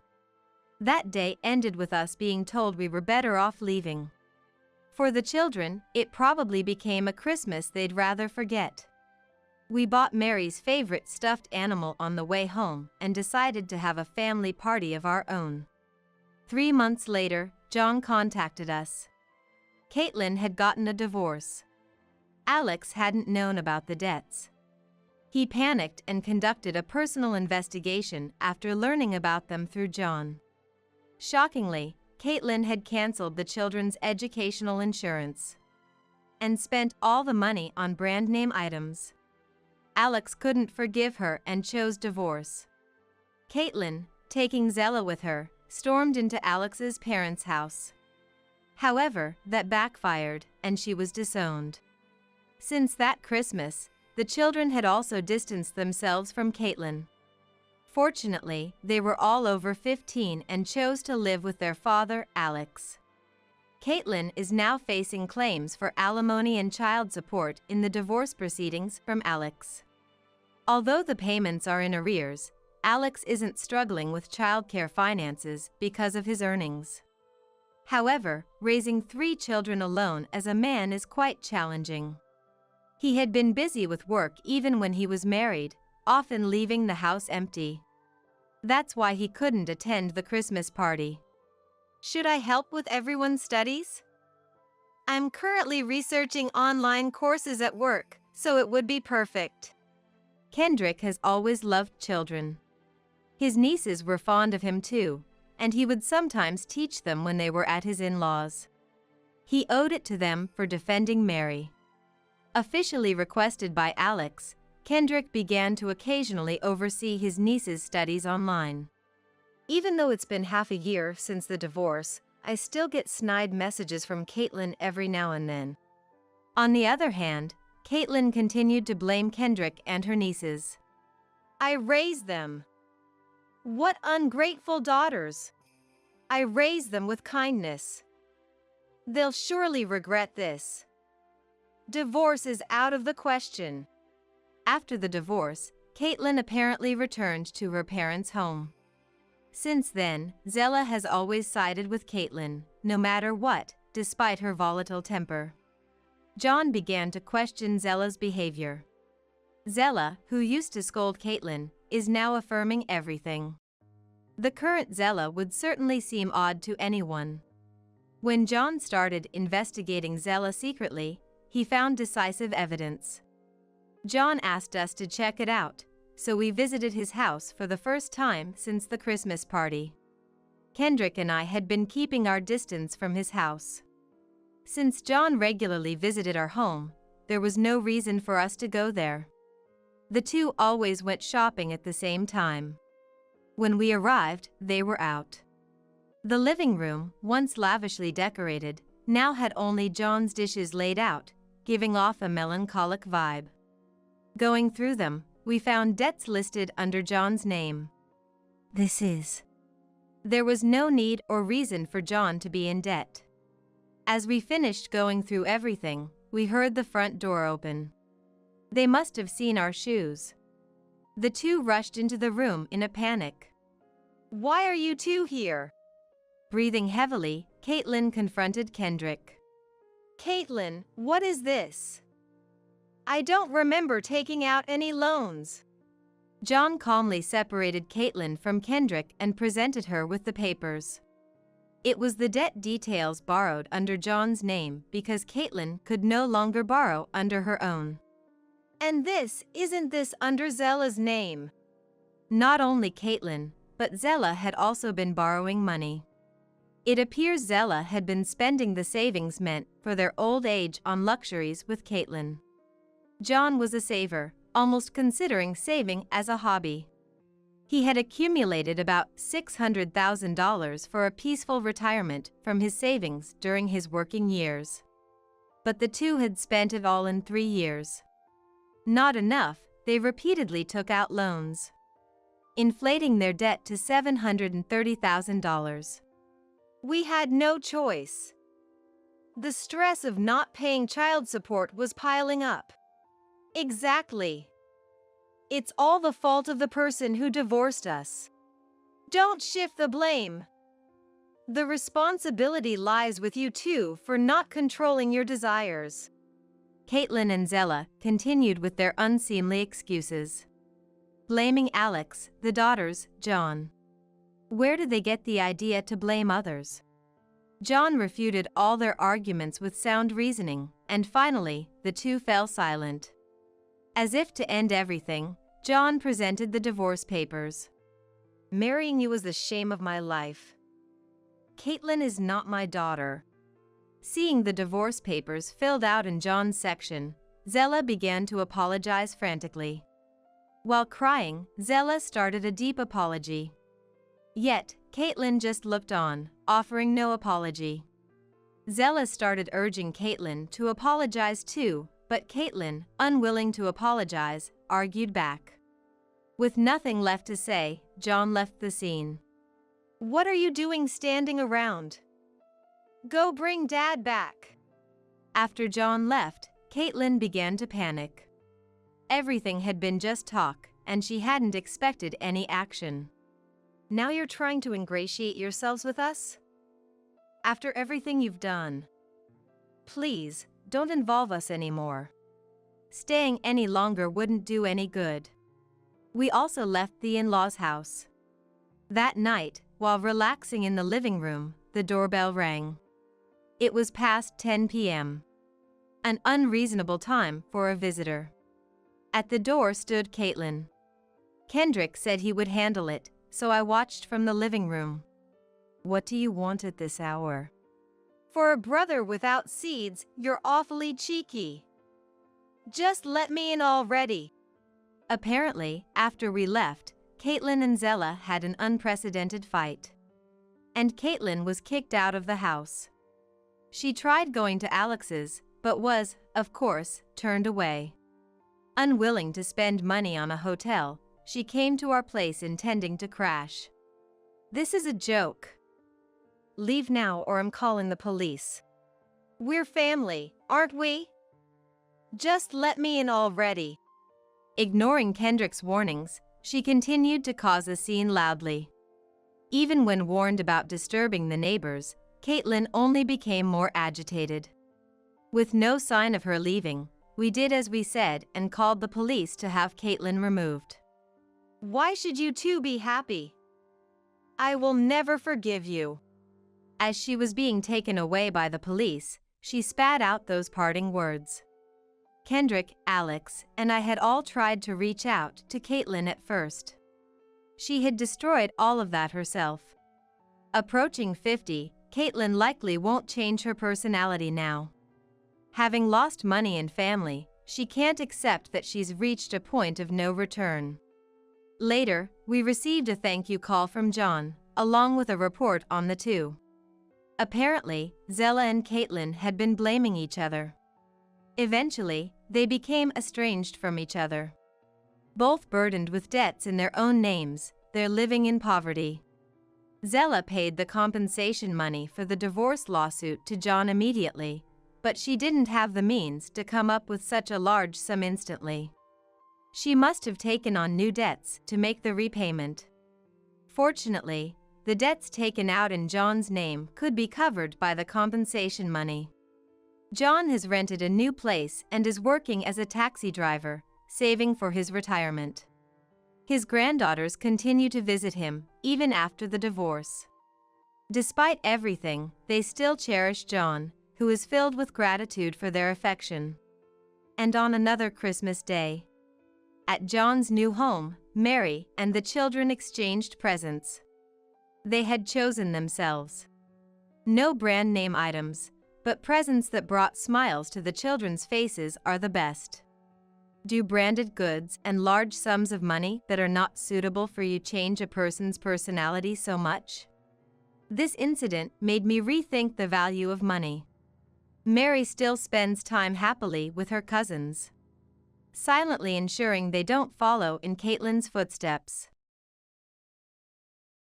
It was the eve of the wedding that brought together my family and my fiancé's family. Suddenly remembering something, I headed back to the apartment I shared with Derek. Just as I was about to knock on the bathroom door, I overheard a conversation between Derek and Lily. "Why is Lily in our bathroom?" There's only one conclusion. Karen, you know, she's great as a housekeeper and money provider. Just a little praise, and she's all ours. She's starved for affection because her parents always favored me. Poor thing.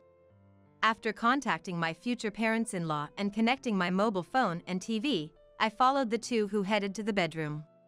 Waiting for round 2 to begin, I started a live broadcast. Look, everyone. A man cheating with his fiancé's sister, and a sister who stole her sister's fiancé. Even the animals at the zoo would be amazed by these odd creatures. Derek and Lily looked at me in stunned silence. In my heart, I declared war on Derek and Lily. They both made a complete fool of me. Don't think you can get through tomorrow unscathed. I'm Karen, a 42-year-old office worker. Soon, I was to marry Derek, a colleague from my company. Actually, I divorced 10 years ago because of my previous husband's infidelity and thought I was done with marriage. However, a few years ago, when Derek joined my team at work, I was instantly charmed by his smile. Derek, a leader and a joker, was the complete opposite of me, who was only serious and not good at speaking. Lacking self-confidence, I never thought I was good enough for Derek. So I was quite surprised when he asked me out. Even after accepting his proposal, I was half happy and half anxious. I thought it might be prenuptial doubt, but my intuition was right. Soon after, an unbelievable incident occurred. I have an older sister, Lily, by 2 years. Sisters are often compared in appearance, but it was especially bad in our case. Right from birth, I've been told various things. My dad, who had wanted a boy, said when he found out his second child was also a girl. Don't need 2 girls. I can't understand why my mom told me that. Although Dad wanted a son, he adored Lily, who looked just like our beautiful mom.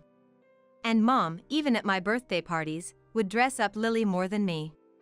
Lily captivated not just our parents but everyone around her. And people would compare us and then sympathize with me. Karen is plain. She doesn't look like her mom. Poor thing, Lily is the only cute one. If only you were born more beautiful. Our grandma, who raised us in place of our self-employed parents, treated us sisters equally. So, somehow, I managed to grow up straight and honest. But when Grandma passed away, I was left without an ally in the house. If Lily broke something and acted cute to apologize, she was forgiven. In my case, I was scolded without my opinion being heard. When Lily lied, Dad gently admonished her upon realizing the lie. Such lies are easy to see through. However, when I, at 5 years old, told a lie, I was furiously berated. Karen is the worst kind of person. Liars are not welcome in our home. Leave right now. I wasn't actually thrown out, but for a while, I lived in fear of being abandoned by Dad. Meanwhile, the mom, dressing us in matching outfits, would always sigh. Lily looks so cute, why doesn't it suit Karen? Given such treatment by our parents, it's no wonder Lily grew up spoiled. By 5th grade, Lily and I had a master-servant relationship. I want ice cream. Go buy it now. I'll go after I finish studying. I don't care about that. Hurry up. Even if I appealed to our parents, I was made out to be the bad guy. Just go buy her some ice cream. Listen to Lily. Moreover, Lily only showed her true colors in front of me, hiding them in front of our parents, classmates, and teachers. So, no one but me knew Lily was a liar, cunning, and spoiled. Sometimes, Lily would look at me with pity and a nasty smile. Poor Karen. You're compared in everything you do to me. Born from the same parents, I'm a princess, and you're like a slave. Is it fun living like that? I was so irritated, but instead of talking back, I worked hard in my studies and sports to please our parents. My grades were always top-notch. I even received awards in track and field. But Dad, far from being happy, showered me with sarcasm. It's disgraceful to be a capable woman. If only Karen were as cute as Lily. When I was fed up with people fawning over Lily, finally, a friend appeared. One day in 7th grade, Lily's best friend Alice came to our house, furious. Alice had caught Lily flirting with her boyfriend at school, and when she confronted her, Lily was unapologetic. She said, "He suits me better. He likes me more than Alice, sorry." I didn't know she was that terrible. We're through. Crying and angry, all I could do was apologize to Alice. "I'm sorry for the awful thing Lily did. It's terrible after everything what you did for her. There's no need for you to apologize. If Lily's mean to you, tell me. I'm on your side, Karen." That incident started our text exchanges with Alice. Even after going to different schools, we remained close friends, meeting for lunch on weekends. Desperate to escape my suffocating home, I attended a university with a dormitory on a scholarship. Finally free from Lily, I enjoyed my college life and landed a job at a big company. A few years later, I married a colleague. But within a year, for some unknown reason, he declared he wanted a divorce. He never clearly stated why, and we parted ways, leaving me baffled. Back then, I thought I was done with marriage, but after 10 years, I felt lonely being single. Growing up discriminated against by my parents, I longed to create a happy family. I hoped to remarry if I met the right person, and then I met Derek. When I brought Derek to my parents' home, they, caring about appearances, took a liking to Derek, who had such a top-tier titles. A graduate of a famous university, working at a big company. While they dismissed me, not ladylike despite my equal status, they praised Derek. My parents liked Derek, and I felt relieved until Lily returned. Over 40, still single, working part-time. Lily lived at our parents' home without contributing financially. I heard she usually went out on Friday nights. So we scheduled the family meeting for Friday, but just tonight, she returned home early. Probably hearing about tonight's plan from our parents, she hurried back from her part-time job to charm Derek. "Nice to meet you. I'm Karen's sister, Lily." Lily greeted with a sweet voice, and Derek was instantly captivated. I'm used to such reactions. But Derek did more than just stare at Lily, he started talking enthusiastically. "Wow. Lily, you're really beautiful. Karen, why didn't you tell me sooner?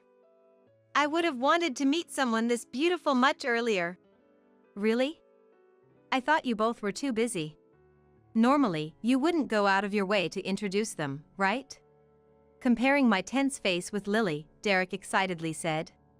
"But Karen, you don't look anything like her. It's hard to believe you're sisters. Were you adopted or something?"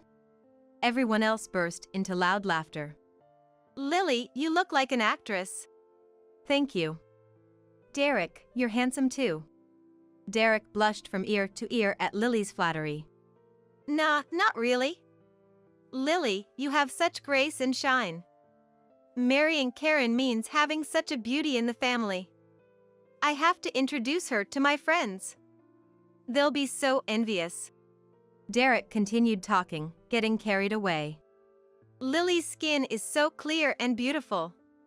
Karen looks older in comparison. Drinking while gazing at a beauty, it's the best."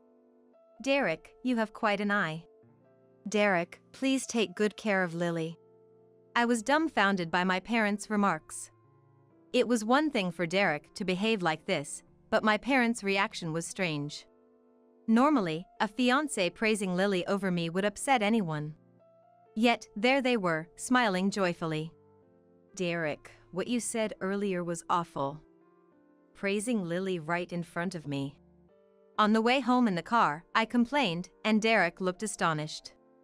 "But it's true that Lily is beautiful, right?" "Yes, but..." "Karen, you know I'm honest. I have to say what I think. Keeping it inside doesn't sit well with me." I frowned at Derek's unapologetic attitude. "I know that, but there's a limit." "What's wrong?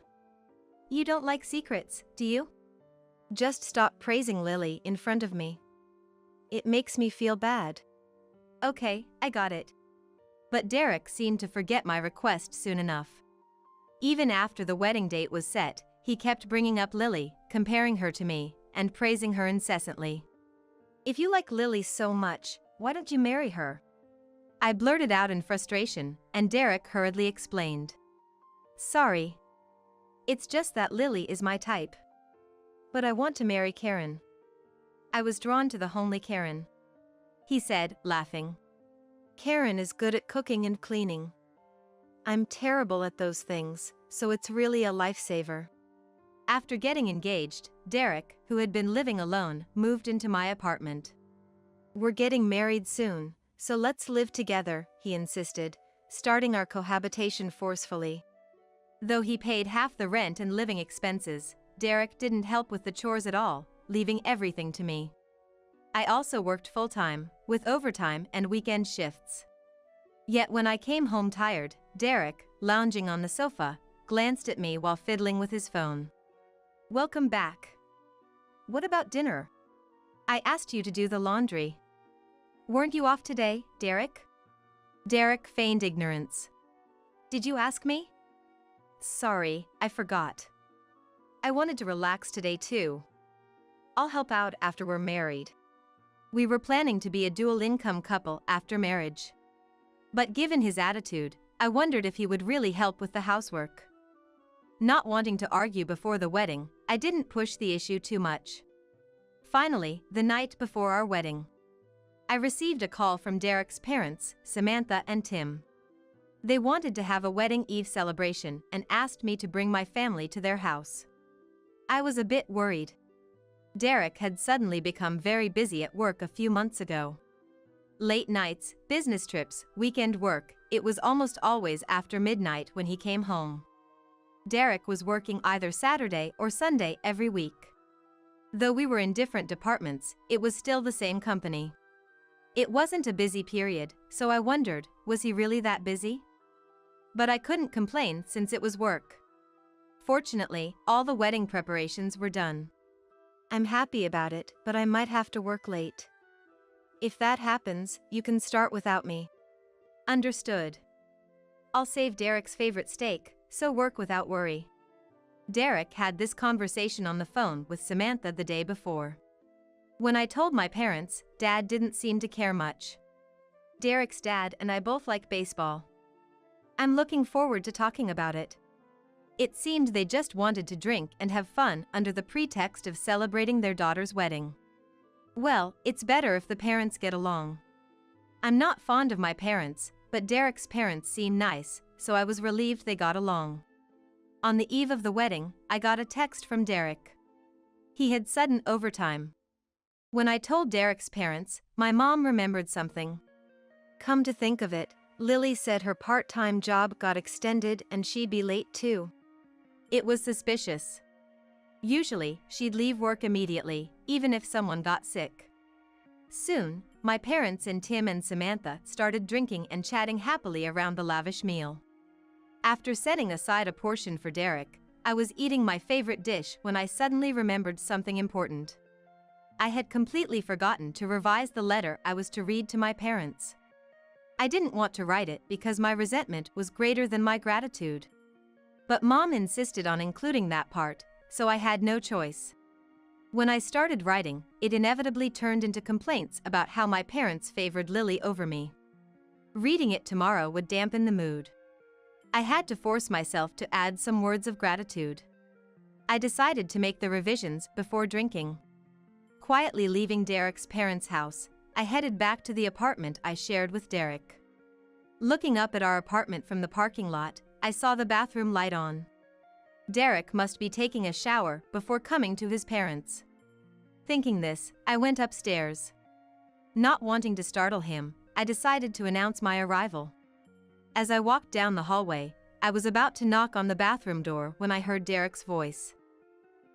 It's going to be lonely. Can't see Lily during the honeymoon. I feel the same, Derek. I almost cried out. Why was Lily in our shower room? With Derek. There was only one conclusion. They were in that kind of relationship. I was about to collapse in shock, but I braced myself against the wall. Derek laughed and said, Karen is excellent as a housekeeper and money provider. She does all the housework perfectly and earns about the same as me. Simple-minded, so she follows whatever I say with just a little praise. She's starved for affection because her parents always favored me. Poor thing. Their mocking tone made my body tremble with anger. If only she were a bit prettier, I'd be nicer to her. She's improved a lot since the old days. That much? Seriously? How ugly was she? Lily answered with a sweet voice, to Derek laughing. I was embarrassed to introduce her to my friends. But one day, I changed my mind. She's my foil, so I decided to endure it. I see. But she's smart, you know. Too smart. She's good at her job. Well, that's fine. Otherwise, she'd have no value. Oh, right. Hearing Lily and Derek's laughter, anger surged from the pit of my stomach. It's not that I'm smart, I worked hard. I put effort into my job. And they didn't understand that, even though we were together? In my heart, I declared war on Derek and Lily. They both made a complete fool of me. Don't think you can get through tomorrow unscathed. After a while, I could hear Lily's voice, which I didn't want to hear, leaking into the hallway. When I tried the bathroom door, fortunately, it was unlocked. I quietly entered and found Derek and Lily's mobile phones. I searched for evidence of their affair and sent it to my phone. Additionally, I recorded the sound of their affair and texted it to certain people. When their voices stopped, I crept out into the hallway and hid behind a potted plant, holding my breath. Lily, still in Derek's arms, came out of the bathroom, laughing joyously. Karen is probably having fun right now, not knowing I'm in Derek's arms. What a fool. An affair on the eve of the wedding is the best. It's addictive. Hey, I won't forgive you if you cheat with another woman. Don't be silly. I love only Lily. Their happy exchange irritated me, but I restrained myself from running out of the house and waited for them to enter the bedroom. I quietly followed and pressed my ear against the door.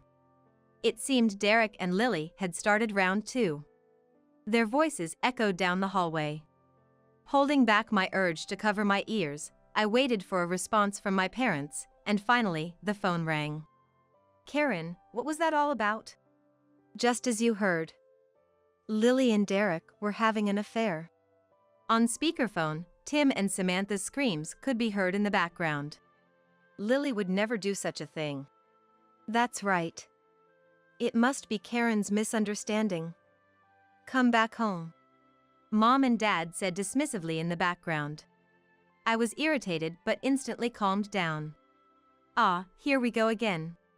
To my parents, Lily is always the sweet and lovely angel, no matter her age.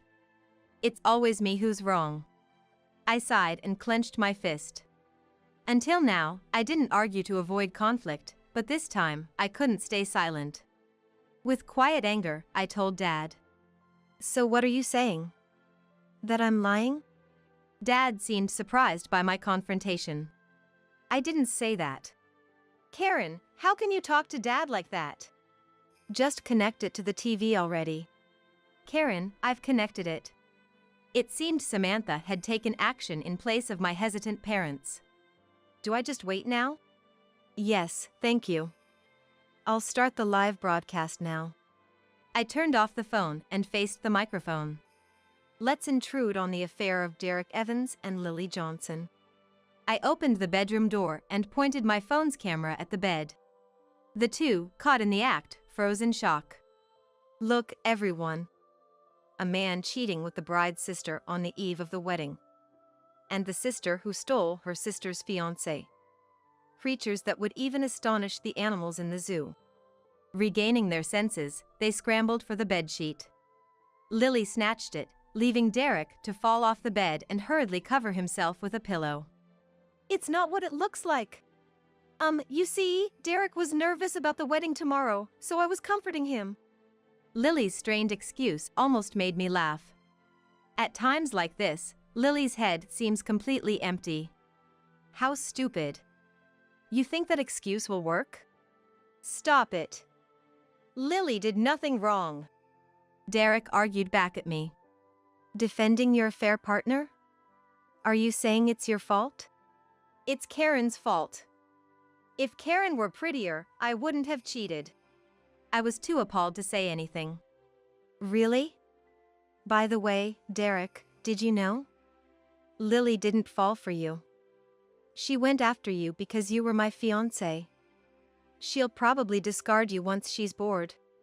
Derek laughed after a moment of surprise. You're just jealous. We're not getting married, but we're seriously in love. I kindly informed Derek. Lily has always liked taking what belongs to others. She seduces friends' boyfriends, gets bored, and dumps them. She's been doing this so often that she's been noticed for her nasty character and now has no friends left. Right, Alice? Alice, who had entered the bedroom, nodded in agreement with my words. Lily, long time no see. Stealing your sister's fiancé, how admirable of you. At Alice's sarcastic comment, Lily pursed her lips. Stop misrepresenting it. I just happened to fall for my sister's fiancé. Twice in a row isn't just coincidence. Lily looked unsettled by my comment. Let me borrow this for a sec.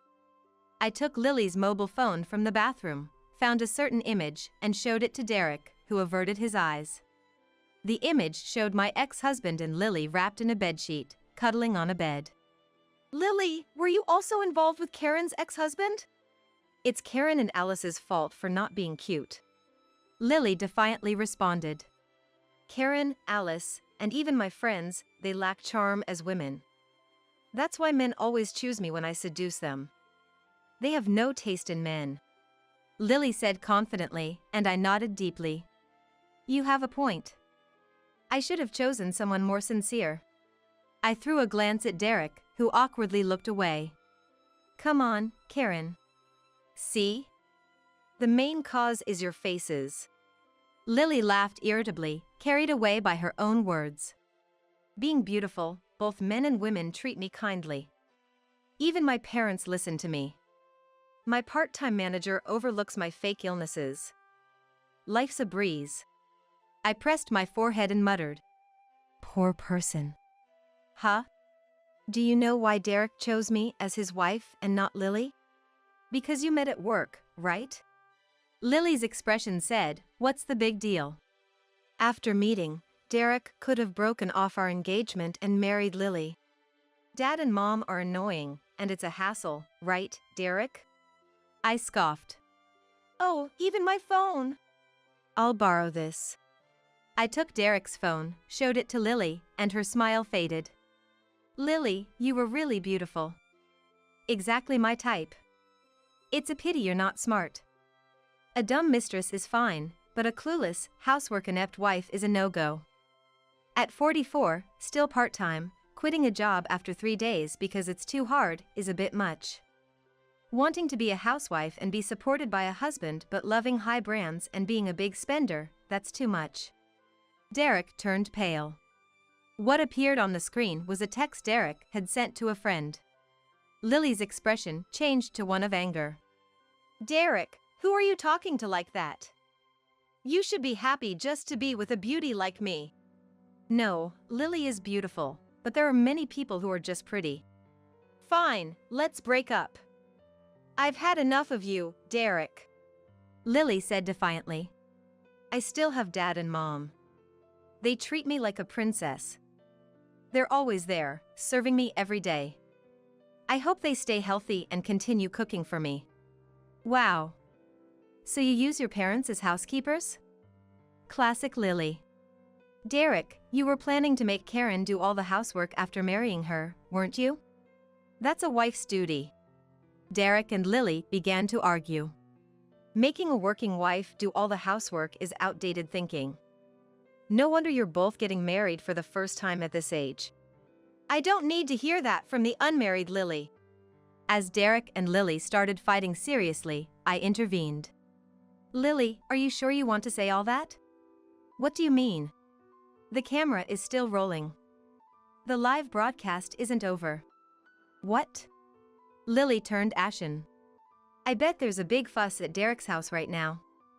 Everyone knows about your affair and your true nature, Lily, including Dad and Mom. What should I do? What should I do, Karen? Lily, more panicked than I'd ever seen, clung to me. Huh? I don't know. You did this to yourself. Clean up your own mess, I said firmly, shaking off Lily's arm and turned to Derek. I can't live in a room where Derek and Lily had an affair. It's too dirty. I'm canceling the lease, so get out. And pay the cancellation fee for the wedding venue. After saying what I needed to, I stopped the camera. Resisting the urge to throw the engagement and wedding rings in Derek's face, I placed them on the bedside table. Leaving Derek, covering his crotch with a pillow and looking awkward, and a near tearful Lily behind, I left the room with Alice. But it wasn't over yet. After parting with Alice and returning to Derek's house, another problem awaited. I thought my parents would be disappointed in Lily's true nature, but they were surprisingly cheerful. The first thing they said to me, tired as I was this. Karen, you're breaking off your engagement with Derek, right? Of course. Oh, good. What? Good. I was stunned, and then my parents turned to Tim and Samantha. Please marry Lily instead of Karen. That'll solve everything. What? We can't do that. Karen and Derek are breaking up, aren't they? Tim and Samantha looked confused, but my parents were smiling. Don't worry. They'll surely get along if they marry. Karen agrees, right? It's sad to break up two people in love. We want them to be happy. I held my head, feeling a headache coming on. This made no sense. We've already reserved the wedding venue. We just have to change the bride's name. We'll just say we mixed up the sisters' names. No problem. My parents talked excitedly, and I was completely dumbfounded. Didn't you see the live broadcast? Lily stole my fiancé. It's Karen's fault for not captivating Derek. Dad said, and Mom nodded next to him. It's Karen's fault for not being born beautiful. It's like an old drama, getting your fiancé stolen on the eve of the wedding. Mom laughed and burst out, and Dad couldn't help but join in.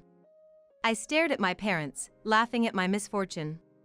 They would forgive Lily no matter what. There was no love for me. Samantha's voice broke through my shock. Are you really her mother? When I looked up, Tim and Samantha were confronting my parents with disbelief. This time, Derek betrayed Karen, and we feel sorry for that. But let me say this, isn't it wrong to side with Lily? As parents, it's natural to comfort Karen. Defending Lily and laughing at Karen, you're not qualified to be parents. Be quiet. Leave us alone. My mom retorted. It must have been your son who seduced Lily. She's not the kind of person to steal someone's boyfriend. That's right. Even if he hadn't met Lily, he would have cheated with another woman. Tim and Samantha were stunned. To know what your daughter did and still defend her, what an unreasonable family. We didn't expect this from you. Please leave, it's unpleasant. That's our line. Poor Lily can't marry her true love. It can't be helped. Derek wasn't right for her. Lily is a wonderful person, she'll find someone else soon. My parents, looking somber, left without cleaning up after the meal, packing their things in a hurry. Feeling awkward, I took the dishes used by my parents and me to the kitchen and wiped the table. As I was gathering my things to leave, Tim and Samantha came to the entrance to apologize. We're sorry on behalf of Derek. We didn't mean to cause you pain.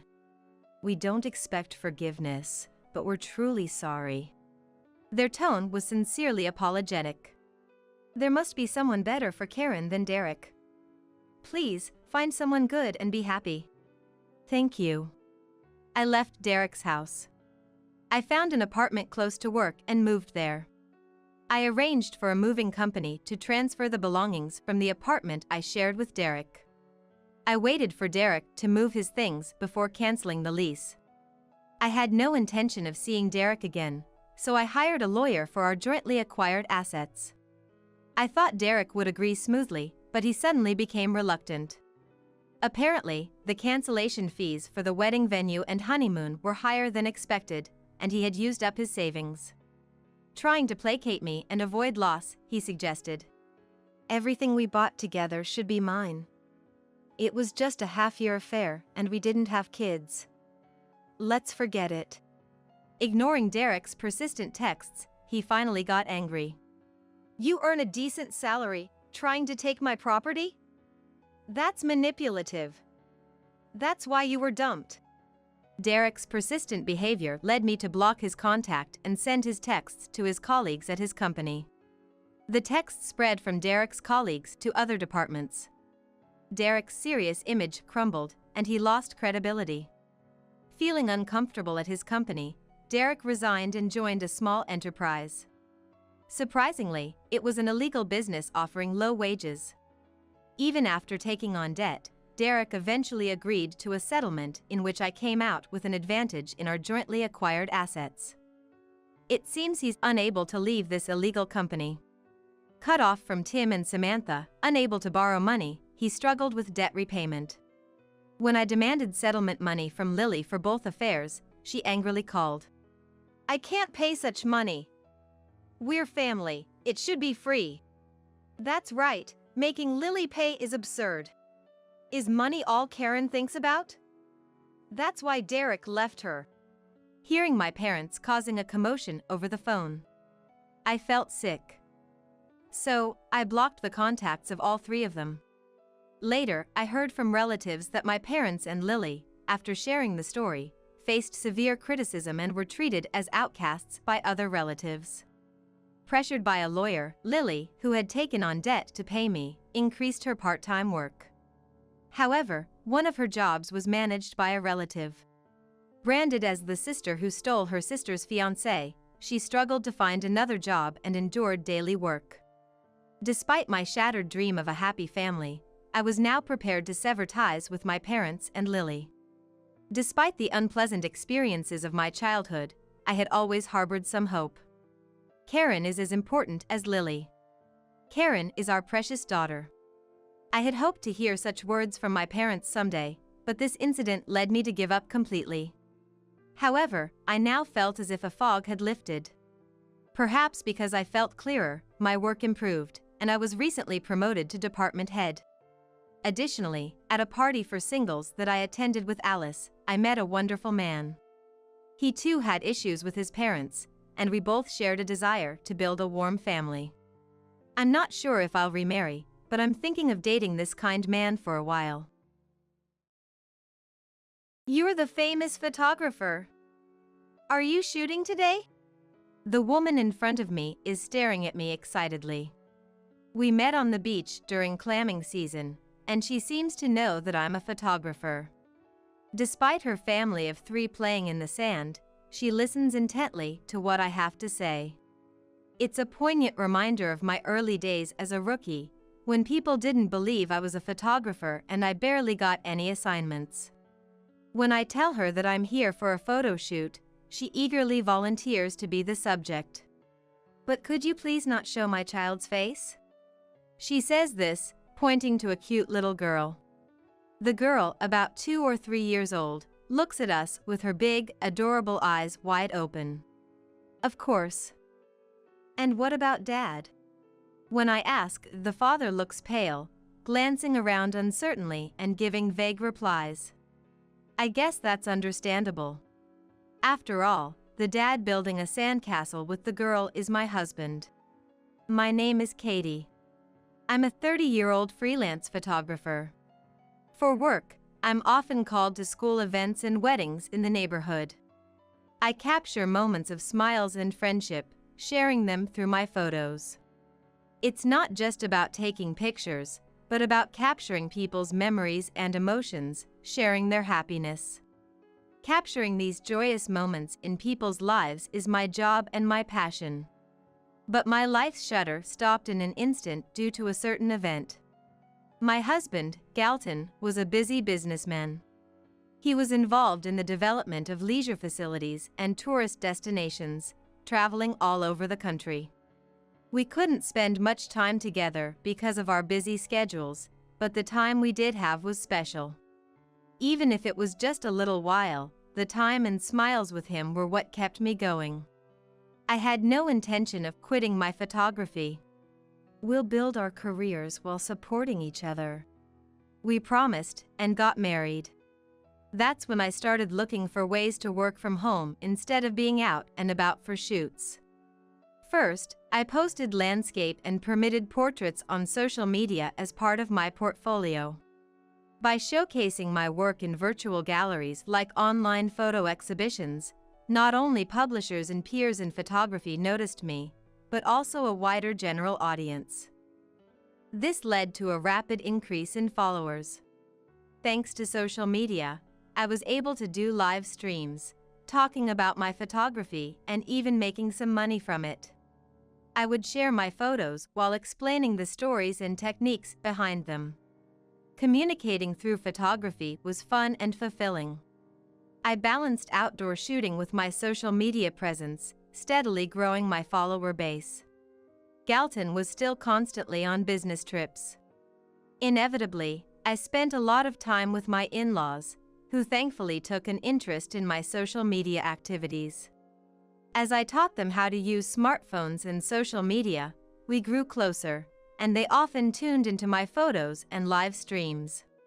Both are wonderful people, and even when Galton was away, I didn't feel lonely and enjoyed fulfilling days. However, there was a significant void in our lives. We couldn't have children. Despite numerous tests, we were unable to conceive. We both wanted kids, so years into our marriage without a child put a strain on us. Initially supportive, Galton grew tired of the financial burden and frequent clinic visits, and I could feel us drifting apart. His involvement in a major project, requiring constant travel, didn't help. His interest shifted from our elusive treatment to his challenging work. He cared less about our childlessness, talking more about work instead. I tried to understand his busyness, but we were emotionally distant. Yesterday, I had a meeting with a client, and it looks like a new project is starting. I'll be away overnight for a while starting next week. As he unpacked dirty shirts from his large suitcase, Galton told me this. He had just gotten back, but I quickly started the laundry. Galton wouldn't bother to clean or buy new shirts otherwise. It's faster and less risky this way, he would say, but I wanted to save where I could. So, about the hospital. That's impossible. You know I have to be there in person, right? I can't leave work, so let's skip it next week. I sighed quietly, so Galton wouldn't hear. I had made an appointment, but there was nothing I could do if he was traveling. Galton's actions caused trouble for his company, and it was painful to see the work he was once praised for being overshadowed by his personal life. I never wanted to be a hindrance. But, you know, as busy as I am, it's tough. Katie, you go out for shoots too, right? Let's both keep up the good work. Yeah. Take care of yourself, Galton. I swallowed my words as he casually dismissed the topic. Maybe Galton no longer wanted children. But I was too afraid to ask. Should I accept this silently, or should I bring it up, even indirectly? The uncertainty was unsettling. I was adept at capturing people's joy and sorrow through my camera. Yet now, I was living each day unaware of my own emotions. Slowly, I felt trapped within the frame of my own photographs. One day, a fine white envelope with the logo of a famous resort company arrived at the house. It didn't seem like just any direct mail, so I hastily opened it. Inside was a voucher for a stay at a luxury hotel by the sea. Apparently for 3 people. Why was this sent to me? Feeling a stir in my heart, I quickly went to Galton. Galton, this arrived. Do you know anything about it? Of course, I wasn't accusing him of anything. I was careful not to sound mean, just asking naturally. Galton stopped reading his newspaper and looked at me.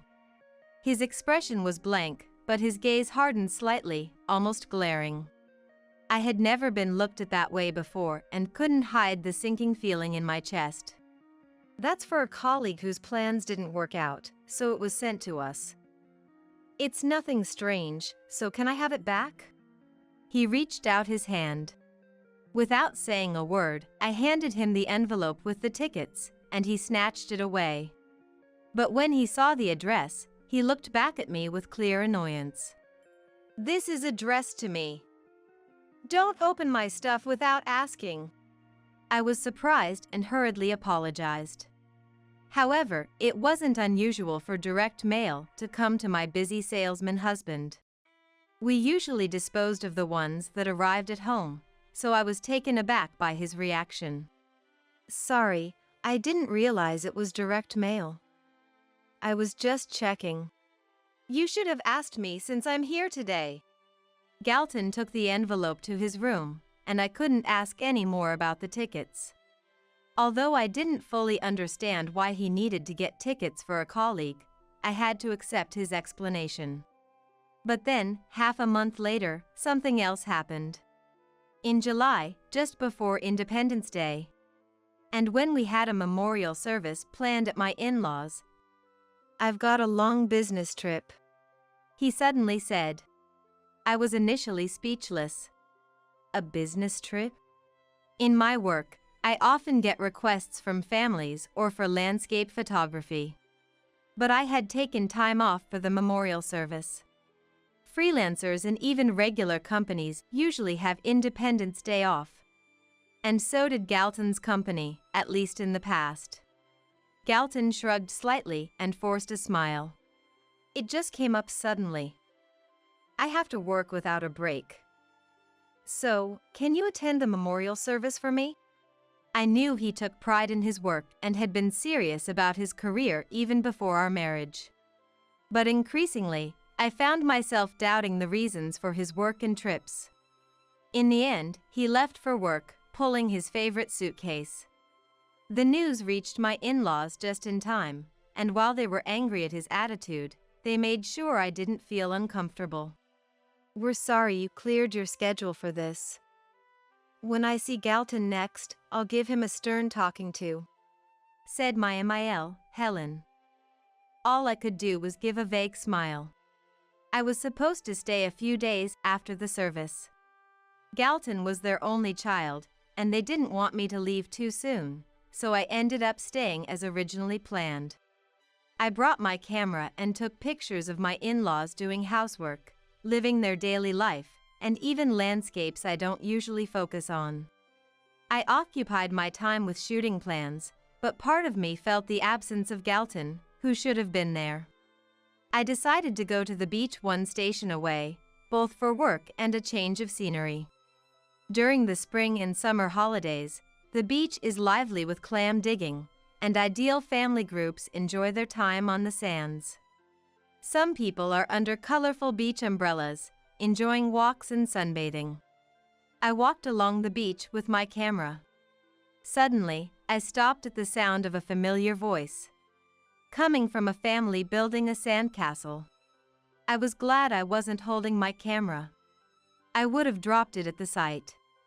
In the circle was Galton. He was with a young woman and a toddler, building a sandcastle together. They looked like a happy family, gathering white sand and shells. I couldn't believe my eyes. But the hotel voucher that had arrived at home, Galton's frequent long business trips, his indifference, it all piled up like sand before me. It would have been an ideal family scene for a photo assignment. But I couldn't believe my husband was there. The child between them looked about 2 or 3 years old. About the time I started feeling Galton drifting away. He had another family. Though I wasn't sure if the child was his, my instincts as a wife told me there was a blood connection. I felt as if a glass frame inside me had shattered mercilessly. The frame was supposed to hold our happy, smiling faces as a couple. I steeled myself and approached. Not Galton, but the woman. She was wearing a large straw hat and looked surprised when I suddenly spoke to her. I forced a smile and apologized for the abrupt approach. Then, I handed her my business card, explaining that I was a freelance photographer. The card only had my professional name, but it also included my social media contact. She looked at the card with interest, then started searching for me on her mobile phone. In the background, Galton, clearly aware of me, was frozen, staring at a spot on the beach. Would you mind if I take a photo of your family? I sometimes do live streams showing photography tips. What? I know Katie. I follow you. You post mobile photography tips, right? She was excited, not knowing my relation to Galton, happy to be approached by a minor celebrity on social media. I was surprised she was a follower, but she was eager, even for a live stream. I hesitantly asked, and before I could finish, "Of course." She was already excitedly agreeing. I felt guilty, like I was deceiving her, but my goal was to document Galton's other family. Please teach me some photography tips for moms. Galton, you're okay with it, right? Galton was caught off guard. Stammering, he tried to avoid looking at me, desperately thinking of an excuse. We shouldn't, because of the face reveal. I'm a model for brochures, Can you just make sure my child isn't in the frame? It turned out the other woman, Lisa, was a model I had met through my husband's company's public relations work. Of course, I agreed and adjusted my phone camera to keep the child out of the shot. I quickly set up for a live stream, pretending to teach the mother, with Galton unavoidably in the center of the frame. His forced smile was interpreted positively by viewers, quickly spreading as cute nervous dad. After the stream, I thanked them and left. But within minutes, Galton caught up with me, leaving Lisa and the child behind. I asked him bluntly, "What are you trying to do?" He remained silent, looking annoyed. He probably felt awkward with Lisa and came to me as an escape. I wonder what his intentions were in stopping me. Finally, he spoke heavily. "Katie, understand me. What's there to understand without a proper explanation? It's clear enough if you look." Look, I couldn't help it. I had a child with her before I could with you. It's fine. Lisa's family is wealthy. She doesn't need me to marry her. Galton confessed, his defiance revealing the truth. It seemed unlikely that a young woman who got pregnant would say something so convenient. Probably, Lisa suspected he was married. I wanted a child. But you couldn't have one. Lisa is nice, and the kid is cute, like her. But it doesn't mean I hate you or don't want to live with you. His contradictory words left me holding my aching head. Apparently, he wanted to maintain the status quo. I won't bother you. This situation is perfect for me. Isn't this good enough? How could it be? I should have argued back. But I was so overwhelmed I lost my voice. In my silence, he sighed in victory and was about to leave. But someone unexpected arrived. It was my in-laws.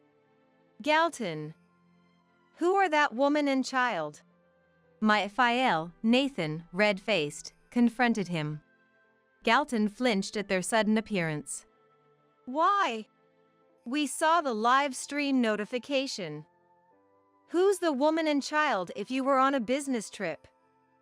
Skipping a visit home for some unknown woman and a child?" Without waiting for Nathan, Helen stepped in to defend me, showering Galton with fierce words. I was shocked. They had seen the live stream and realized something was wrong. They were stunned to see Galton as a husband with an unfamiliar woman and had rushed over. Confronted by his parents, Galton had to confess everything about Lisa and the child. "Ungrateful child."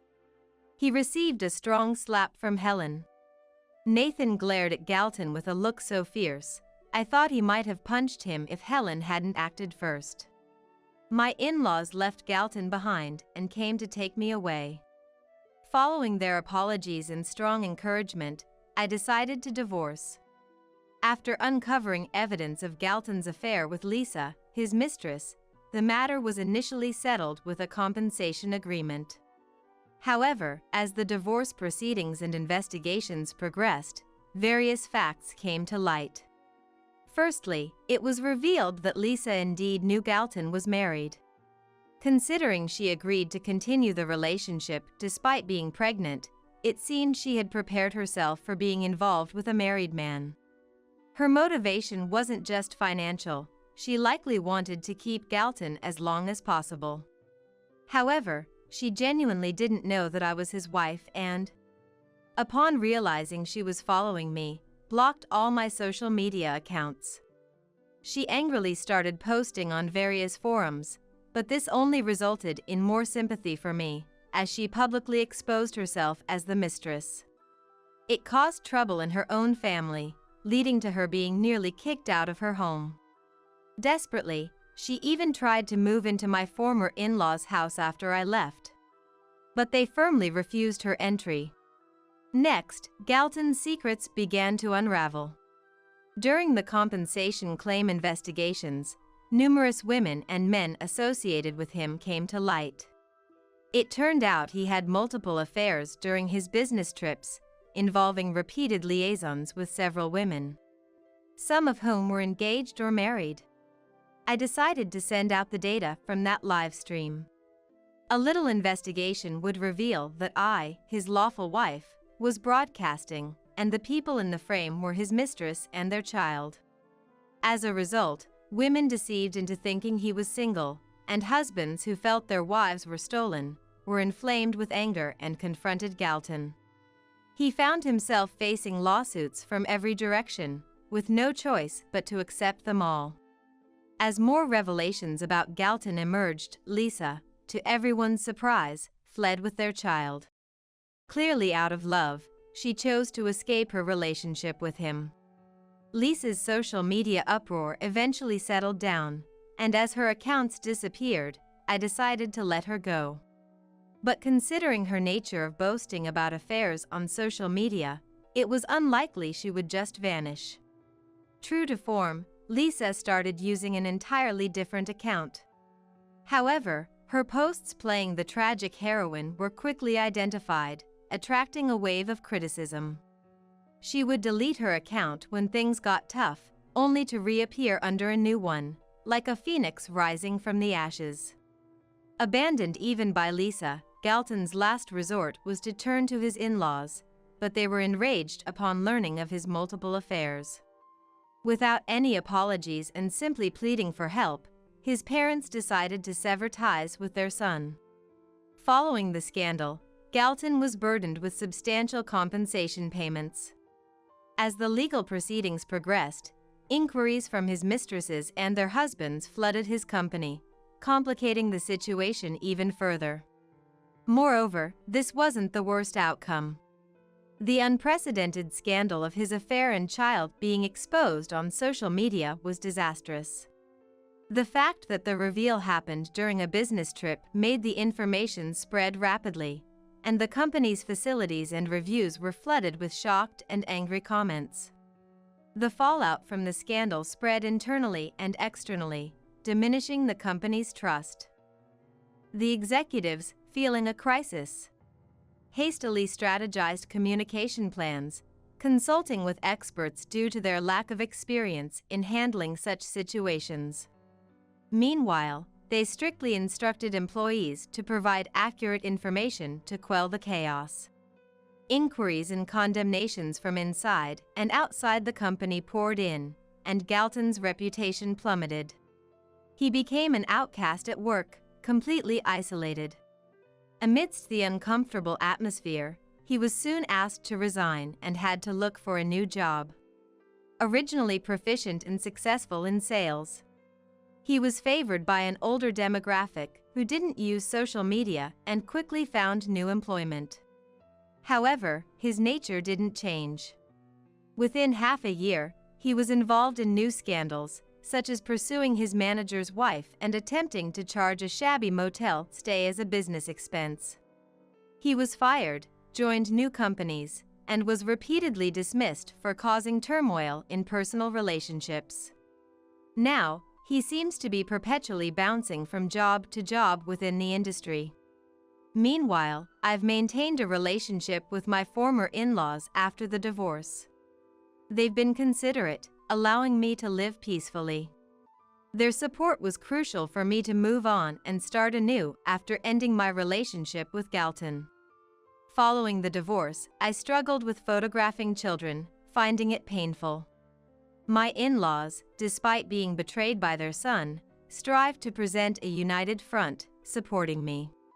They helped me believe that my relationship with Galton wasn't everything and that I could trust again. One day, I captured a photo of them talking peacefully.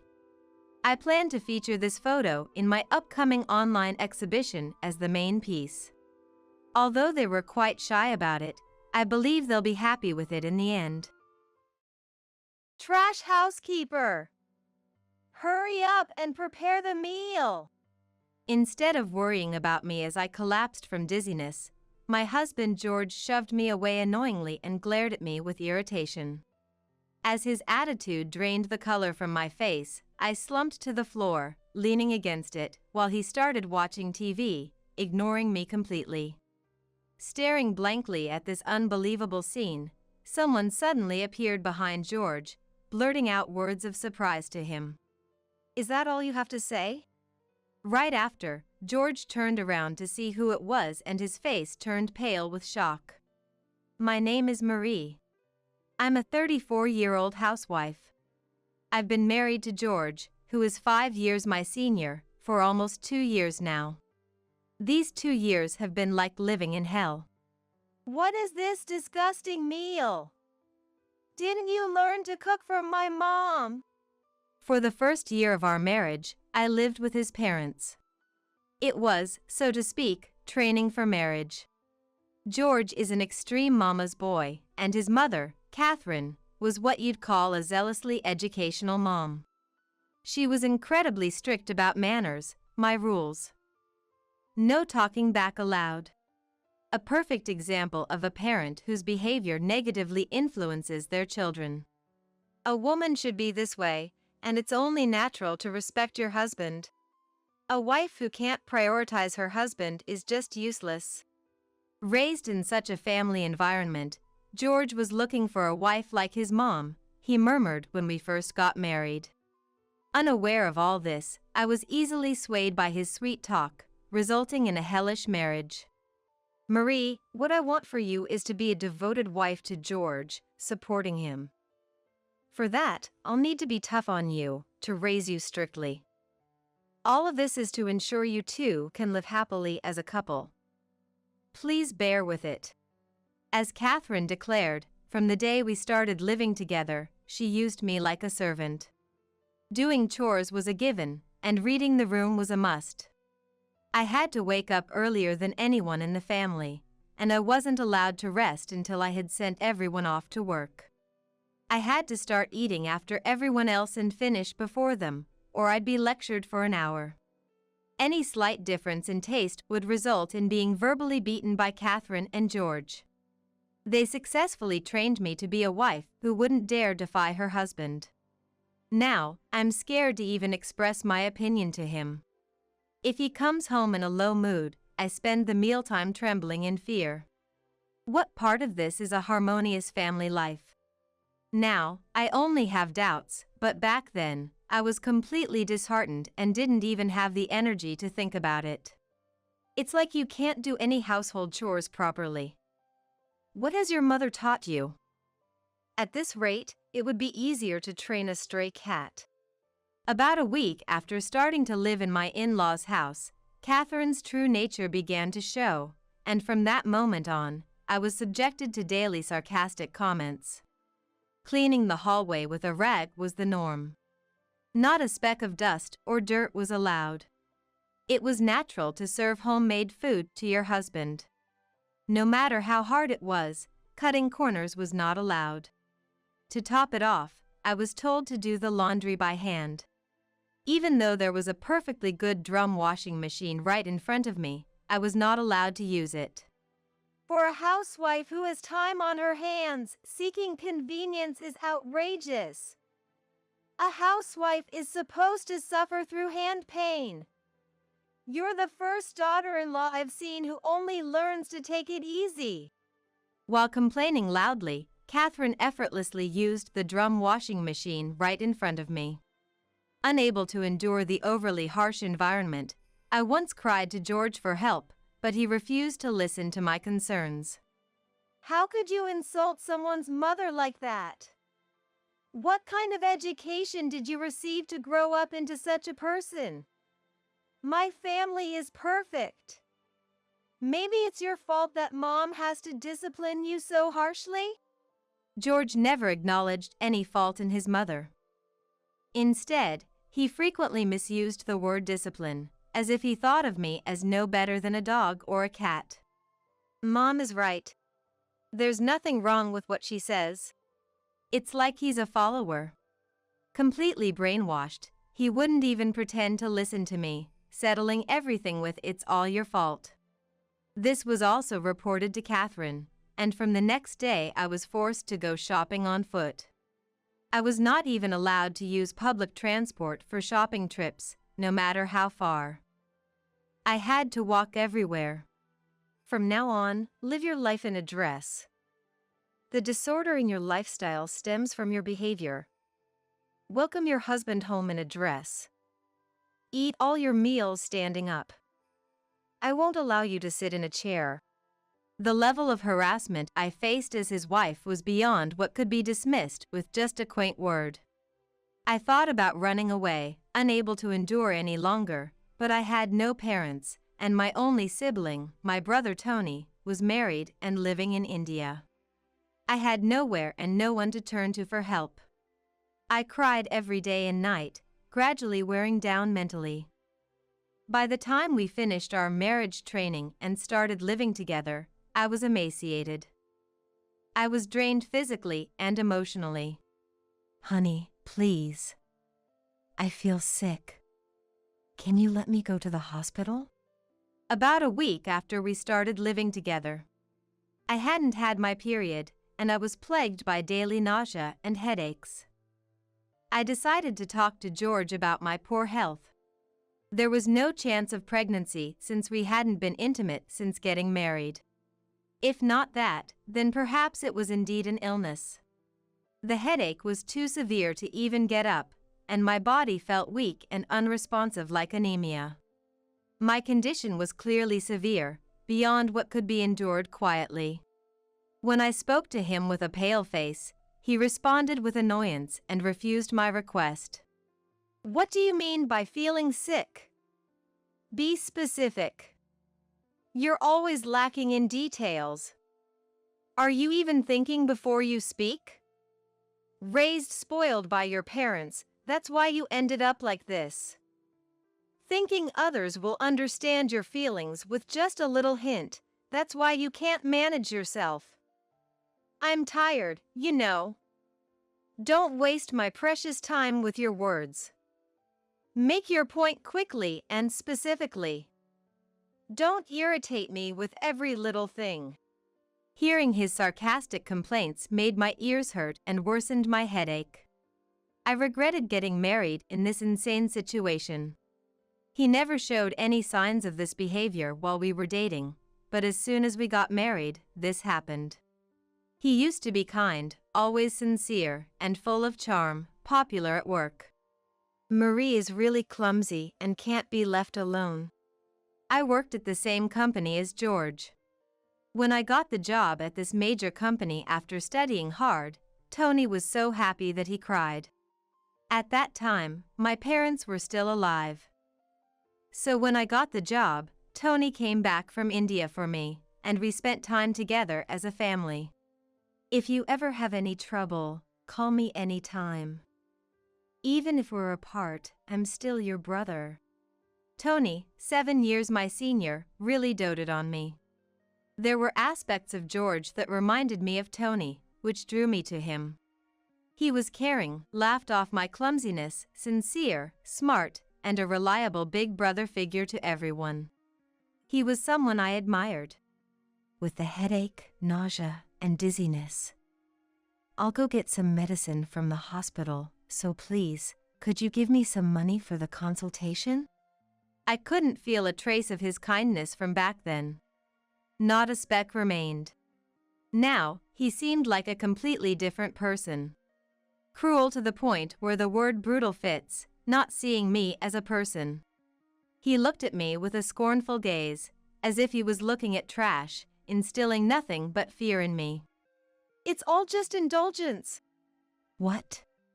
I didn't expect to receive any money honestly, but I was at a loss for words at his unexpected response. Living as a housewife, being pampered, and yet you complain? Where in your lifestyle do you find the cause for dizziness, nausea, headaches? It's all just excuses to avoid doing household chores. That's not. I didn't mean that. Not working outside, and you talk about headaches. That's laughable. Just take some over-the-counter medicine and get over it. I won't allow a waste of money. The household finances were entirely managed by George's salary. He confessed before we got married that he couldn't do anything around the house and wanted me to handle the household chores as a housewife. Don't worry about money. Whether we have 3 or 4 kids, I'll earn enough working outside. I want you to do what I can't. Even I, as unreliable as I was happy to be of help to him. I had no hesitations about leaving my job if it meant being his support. I believed we would have a happy life together. But this was the reality that awaited me. I became like a bird trapped in a cage, forced into a constrained life. Enough, someone, please help me. After George, who wouldn't even consider my illness, stormed out of the living room in anger, I collapsed on the spot and cried. I was overwhelmed by a ceaseless flow of sorrow, lacking the will to fight back. I wanted to disappear. If I had to stay here, I'd rather end my life. Mentally and physically cornered, I left the house without telling him, heading outside. Walking for a while, I unknowingly passed near where my childhood home used to be. Having run out barefoot, I realized my feet were in tatters. I couldn't walk any further. It was a slightly chilly autumn. I was lightly dressed, so the cold wind made me shiver. What would happen if I just let the cold take me? Could I find an easy way to the next world? As I collapsed in front of the empty house that used to be mine, I lay down on the ground. I couldn't think of anything. I didn't want to. I just wanted to disappear. That's when I heard it. Through my hazy consciousness, I heard someone calling me. Hey! Hold on! Open your eyes! Feeling a sense of nostalgia for the unknown voice, my consciousness faded away. I woke up to find myself lying on the bed. Having shone an unfamiliar ceiling and slowly opened my eyes to a warm room and the smell of delicious bread. As I tried to sit up and look around to grasp the situation. Awake now? A slightly older man who felt strangely familiar stood there. As I felt wary of this person I didn't recognize, he saw my fear and laughed heartily. What, you don't remember? Well, no surprise there. It's been over 20 years, after all. Hearing his cheerful laughter and words, a memory flashed in my mind. Could it be Mike? Spot on. Long time no see, Marie. I was passing by your family's old house and saw you collapsed. Seriously freaked me out. What were you doing there? Mike. My childhood friend and Tony's best friend, with whom I used to play until middle school. He moved away when we entered high school, and though we lost touch, he and Tony had remained in contact, and apparently, he had heard a lot about me. Now, He's the owner of a transport company and a father of 2. I never thought Mike would be here. I was visiting my grandma's grave with my family and decided to take a trip here. More importantly, what happened? You were so cold when I found you, I rushed you to my parents' house. Mike's wife, Lily, a nurse, had assessed my condition and decided it was safe for me to rest, so they took me to Mike's parents' house. There, he kindly listened to my situation. Lily stayed by my side, crying at the story of a stranger, and hugged me, saying how hard it must have been.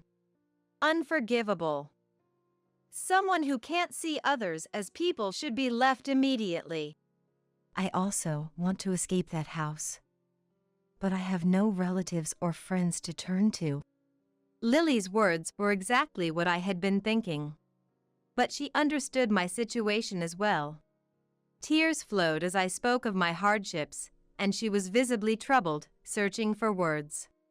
If you had a place to live and a job, would that solve the problem? Huh? Hearing our conversation, Mike suddenly asked this, leaving me puzzled, unsure of what he meant. Then, he made a call, and after finishing the conversation, he turned to me with a bright smile. Marie, we will definitely help you out.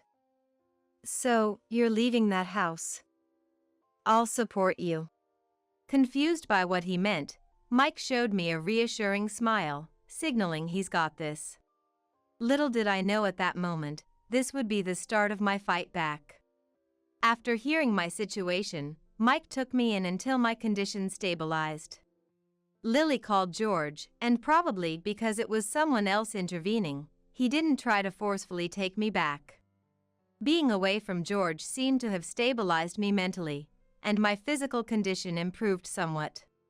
However, Lily strongly suggested I visit a hospital. Marie tends to endure too much, thinking you can handle it, but don't underestimate the illnesses that come from mental stress. Once this is all settled, we must go to the hospital. I'll come with you. Her genuine concern was evident. And I gratefully accepted her kindness, prioritizing my rest for the time being. A week passed, and Mike said everything was ready, suggesting we go back to my house once.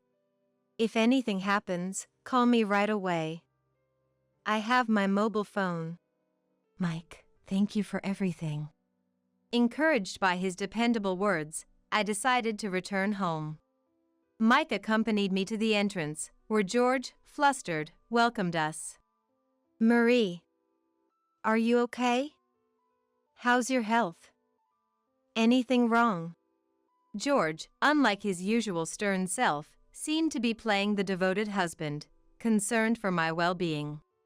His drastically changed demeanor filled me with fear. He hugged me as if to take me away from Mike, letting out a sigh of relief. Marie, I was wrong. I failed to empathize with your suffering, and I'm responsible for the pain I caused. I'm truly sorry. Thank you for coming back. Frozen by his unexpected words, I met Mike's gaze, who silently mouthed "Be strong" to me before discreetly leaving so as not to arouse George's suspicion. Once Mike was out of sight, George stepped back and, ruffling his hair in frustration, let out a big sigh. You know what you've done, right? His words, muttered with annoyance, froze me with fear. His tone was now cold, as if he was bothered by the inconvenience I brought. Hesitant to enter, George forcibly pulled me inside and roughly let go of my hand. Relying on some guy I don't even know. I never thought you were such a shameful woman. His hurtful words brought tears to my eyes. Despite my resolve to be strong upon returning, his gaze and harsh words made me tremble uncontrollably. I'm scared. I want to leave. It's too hard. As these thoughts swirled in my heart, my vision darkened with dizziness. As I leaned on him, about to fall, he pushed me away in disgust, spitting out words with annoyance. Stop with the act. I don't even want to touch someone as filthy as you. Pushed by him, I stumbled against the wall and collapsed in the hallway. Without a care for me, George turned on the TV, lounged on the sofa, and ordered me to do housework. Housekeeper, get the meal ready. Because of you, I haven't had a decent meal in a week. Cooking and laundry are all you're good for, so hurry up and get it done. Looking around, I saw piles of laundry and dishes left out. The house in complete disarray. I can't do this anymore. I can't go on with this person. I want a divorce. Just as I thought this, someone approached George from behind and spoke up. Is that all you have to say? Shocked by the familiar voice, George slowly turned around to see the person standing there, his face draining of color. Tony! Why are you here? There stood Tony, supposed to be in India, his presence bringing panic to George's face. Never mind that. What the hell have you been doing to my sister, huh? Tony's intimidating presence made George tremble with fear. Tony, who had been working in civil construction in India, had grown bigger and more robust since leaving the US. It was no surprise that George, with his slender frame, would be intimidated by Tony's approach. Especially considering Tony's disdain for people who behave inhumanely. George's actions were unforgivable in Tony's eyes, making his anger entirely justified. No, this is, well, I was just educating my wife or guiding her. Huh, I never knew that pushing a sick woman was part of educating your wife. George desperately tried to justify his actions. At that moment, Mike, who had supposedly left, peeked into the living room, flashing a refreshing smile and addressed George. What are you doing here? How did you get in? How? The door was unlocked. You have to check these things.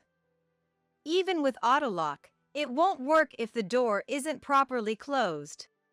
What he pulled out was a thin handkerchief, stained as if it had been wedged in something. No way! When you hugged me, I dropped it on the floor so the door wouldn't close. That way, Mike and the others could easily get into the house later. Supported by Lily, I managed to stand up, despite feeling dizzy. George's expression, as he alternated between looking at me and Tony, was filled with panic and fear. Realizing the trick Mike and I had used to enter and that this had been planned from the start left George in shock. He had always left security concerns to me, so it was clear he wouldn't have checked the lock himself, assuming the door would lock automatically. He never worried about it, which was easy to predict. I've heard all about it from Marie and Mike. You seem to have taken good care of my sister while I was in India.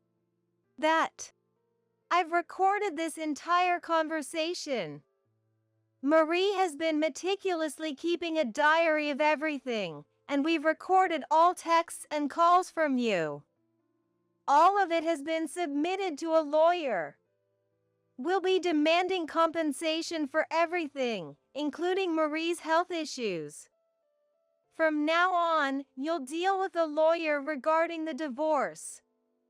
Don't you dare come near our family ever again. Everyone glared at George, protecting me and ensuring he had no allies. Tony spoke for me, preventing George's sweet words from swaying me. Hearing the word divorce, George became frantic, reaching out to cling to me. Wait. Please reconsider the divorce. I can't live without Marie. I need her to survive. George desperately tried to portray himself as pitiful. It was clear he needed me for various reasons, but his words no longer reached me. His true intention was to use me, to live comfortably at my expense, and to vent his frustrations on me. I knew what his sweet words really meant, and I wouldn't be fooled again. Mike and Tony bravely intervened to stop George's desperate attempts to win me back. From behind them, I finally voiced my long-suppressed feelings towards George with a coldness I had never shown before.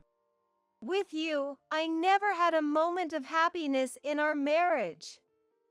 It was a daily struggle, thinking only of escaping. Who would want to stay in such a home? I want nothing to do with you from now on. Don't you dare come near me or my loved ones ever again. Perhaps because I had never shown my emotions like this before, George stopped resisting in shock. Overwhelmed by the reality before him, he collapsed, drained of all strength. Thus, I was finally freed from George's malevolence and decided to move to India with Tony. After things settled down, I went straight to the hospital with Lily by my side and was diagnosed with depression. Mike suggested that it would be best for my recovery to stay at his place for a while before starting a new life, and I gratefully accepted his offer. We're here for you. You can rely on us for anything. If that husband of yours tries to barge in, I'll kick him out myself. Just leave it to me. Tony and I deeply appreciated their reassuring words and kindness. The reason for Tony's return to US was a call from Mike, who had been on the phone with Tony at that time, informing him of my situation and convincing him to come back immediately. Why didn't you rely on me? Although Tony scolded me upon his return, knowing I struggled to ask for help, he also apologized for not coming to check on me sooner in US and hugged me tightly, apologizing repeatedly. Thanks to Tony's quick actions in arranging a lawyer and accommodation, the situation was resolved smoothly. From now on, live with us over there. Learning a foreign language might be tough, but my wife and friends will give you all the support you need, so don't worry. Saying so, Tony offered me a job at his company, where his colleagues welcomed me warmly. As for George, he and his mother were sued for moral harassment by us and are now chased by debts. After explaining everything to my former colleagues before leaving US, George lost his position at his company. Losing his credibility, life at the company became difficult for him, leading to his resignation. He now lives at his parents' home, scraping by on day-to-day jobs. He sent me a letter of apology which said the incident taught him that bad actions come back to haunt you. But of course, I couldn't trust his words and made sure to receive compensation from him. My long-living health finally came to an end. Now I live a comfortable and joyful life in India, surrounded by kind people. Hi, I'm home. Just saying such a simple greeting made my voice tremble a bit. For nearly 7 years, ever since my daughter Ella was in high school, my family has ignored me. Ella glanced down, avoiding my eyes. When she noticed the bill in my hand, a slight smirk appeared on her face. Earlier, I found the wedding bill lying at the front door and picked it up. Is this their way of telling me I'm supposed to pay it? Dad, don't be all embarrassing and cry at the wedding. Okay, I might cry. I was the one who changed your diapers. You know, just yesterday you were a baby, and now you're getting married. It's wonderful, but marriage feels complicated. Most parents would cry, right? But here I am, unable to shed a single tear. Am I not a normal mom? Maybe. It's time, I murmured to myself, but of course, no one turned to look at me. It's time to let go of Ella's hand. My name is Amelia, a woman in her 50s, and a housewife. I've been married for 25 years, and soon, Ella will be married too. How should a mom feel at a time like this? Purely happy, or is it normal to feel the sadness of letting go? I didn't feel either. I met my husband Emmanuel at a restaurant. The restaurant was close to my office, so I stopped by often. Over time, I got to know him, who worked there, and eventually, he gave me his contact information, and we began dating. Back then, he was the manager of the restaurant, working tirelessly from morning to night. Despite his busy schedule, He called me almost every day. Had a tough customer today, but hearing your voice makes it better, Amelia. Listening to his complaints became part of my daily routine. He was incredibly dedicated to his job and full of a strong sense of responsibility. He wouldn't just leave the store to the part-timers. He was the kind who took charge himself. I did feel a bit lonely that he was always working and hardly had time for dates, but I was drawn to this serious side of him. After a year of dating, we got married. I thought to myself, from now on, I'd be the one closest to him, supporting him as best as I could. I'd keep the place clean and prepare healthy meals for him. Maybe it was a bit old-fashioned, but I realized I was the type who wanted to give my all to someone I loved. But just a few months after we got married, right after I found out I was pregnant, everything changed. Oh, by the way, I quit my job. What? One morning, I asked Emmanuel, who was watching TV in his pajamas, "Do you have the day off?" His response was unexpected. "What? Did you say you quit?" "Wait, why?" Seeing my distress, Emmanuel shrugged with a slight smirk. I had no choice. It was just too hard for me. His voice was low, but there was a hint of bitterness. Sure, his job was tough, and he probably had been holding it in. But right now, I'm pregnant. Anxiety about our future began flooding my mind. Quitting his job without discussing it first. What are we supposed to do now, especially with a baby on the way? These words were stuck in my throat. Yet, seeing Emmanuel claim he was struggling, I hesitated to voice my own feelings. It felt like holding back nausea, the weight of it pressing in my chest. I thought maybe I should say something comforting, but I knew if I spoke too quickly, it might come out harsh. "What's with that look? You don't seem happy I quit." Even though I tried to keep my face neutral, my expression must have betrayed my thoughts. Fine. You want me to work? I could probably ask them to undo my resignation. I get it, I have no worth if I'm not bringing in money. Right, fine, I'll work. Maybe tomorrow I'll just hang myself. But hey, it's fine since you said to work. That's not. Emmanuel waited for my response. Don't push yourself too hard. How could I tell him to work in a situation like this? Your health is most important, after all. I forced out the words, my voice barely steady. Emmanuel looked satisfied, lifting his chin with a nod. He was a serious, responsible person, so he'd worn himself down being overly cautious and considerate of others. After a bit of rest, I thought, he'll go back to work for our family. Luckily, I also worked full-time and planned to take leave after the baby was born. Until then, I could support us.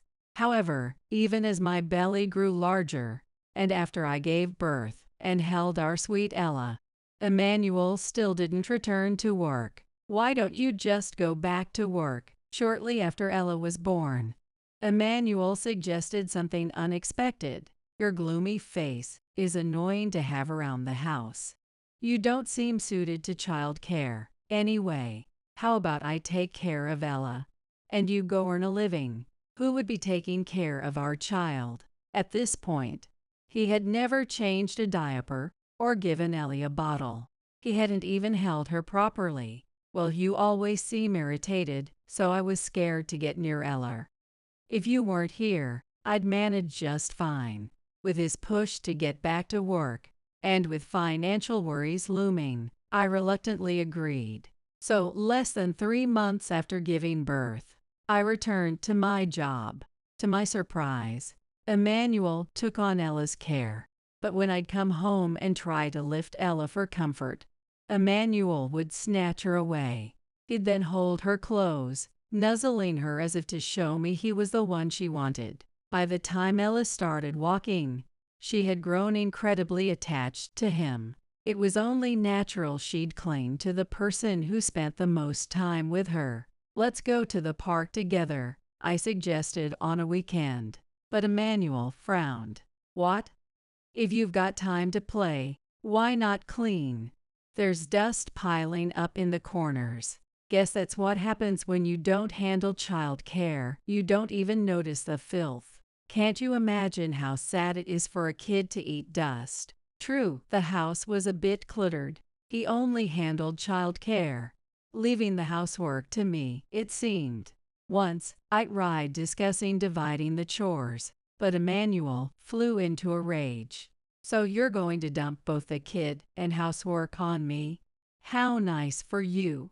Think you're above me just because you're earning. That kind of stubborn pride was only acceptable in our parents' generation. Haven't you realized that era's over? And by the way, you barely make enough to act so high and mighty. Whenever something displeased him, he would unleash a torrent of words, leaving me no space to respond.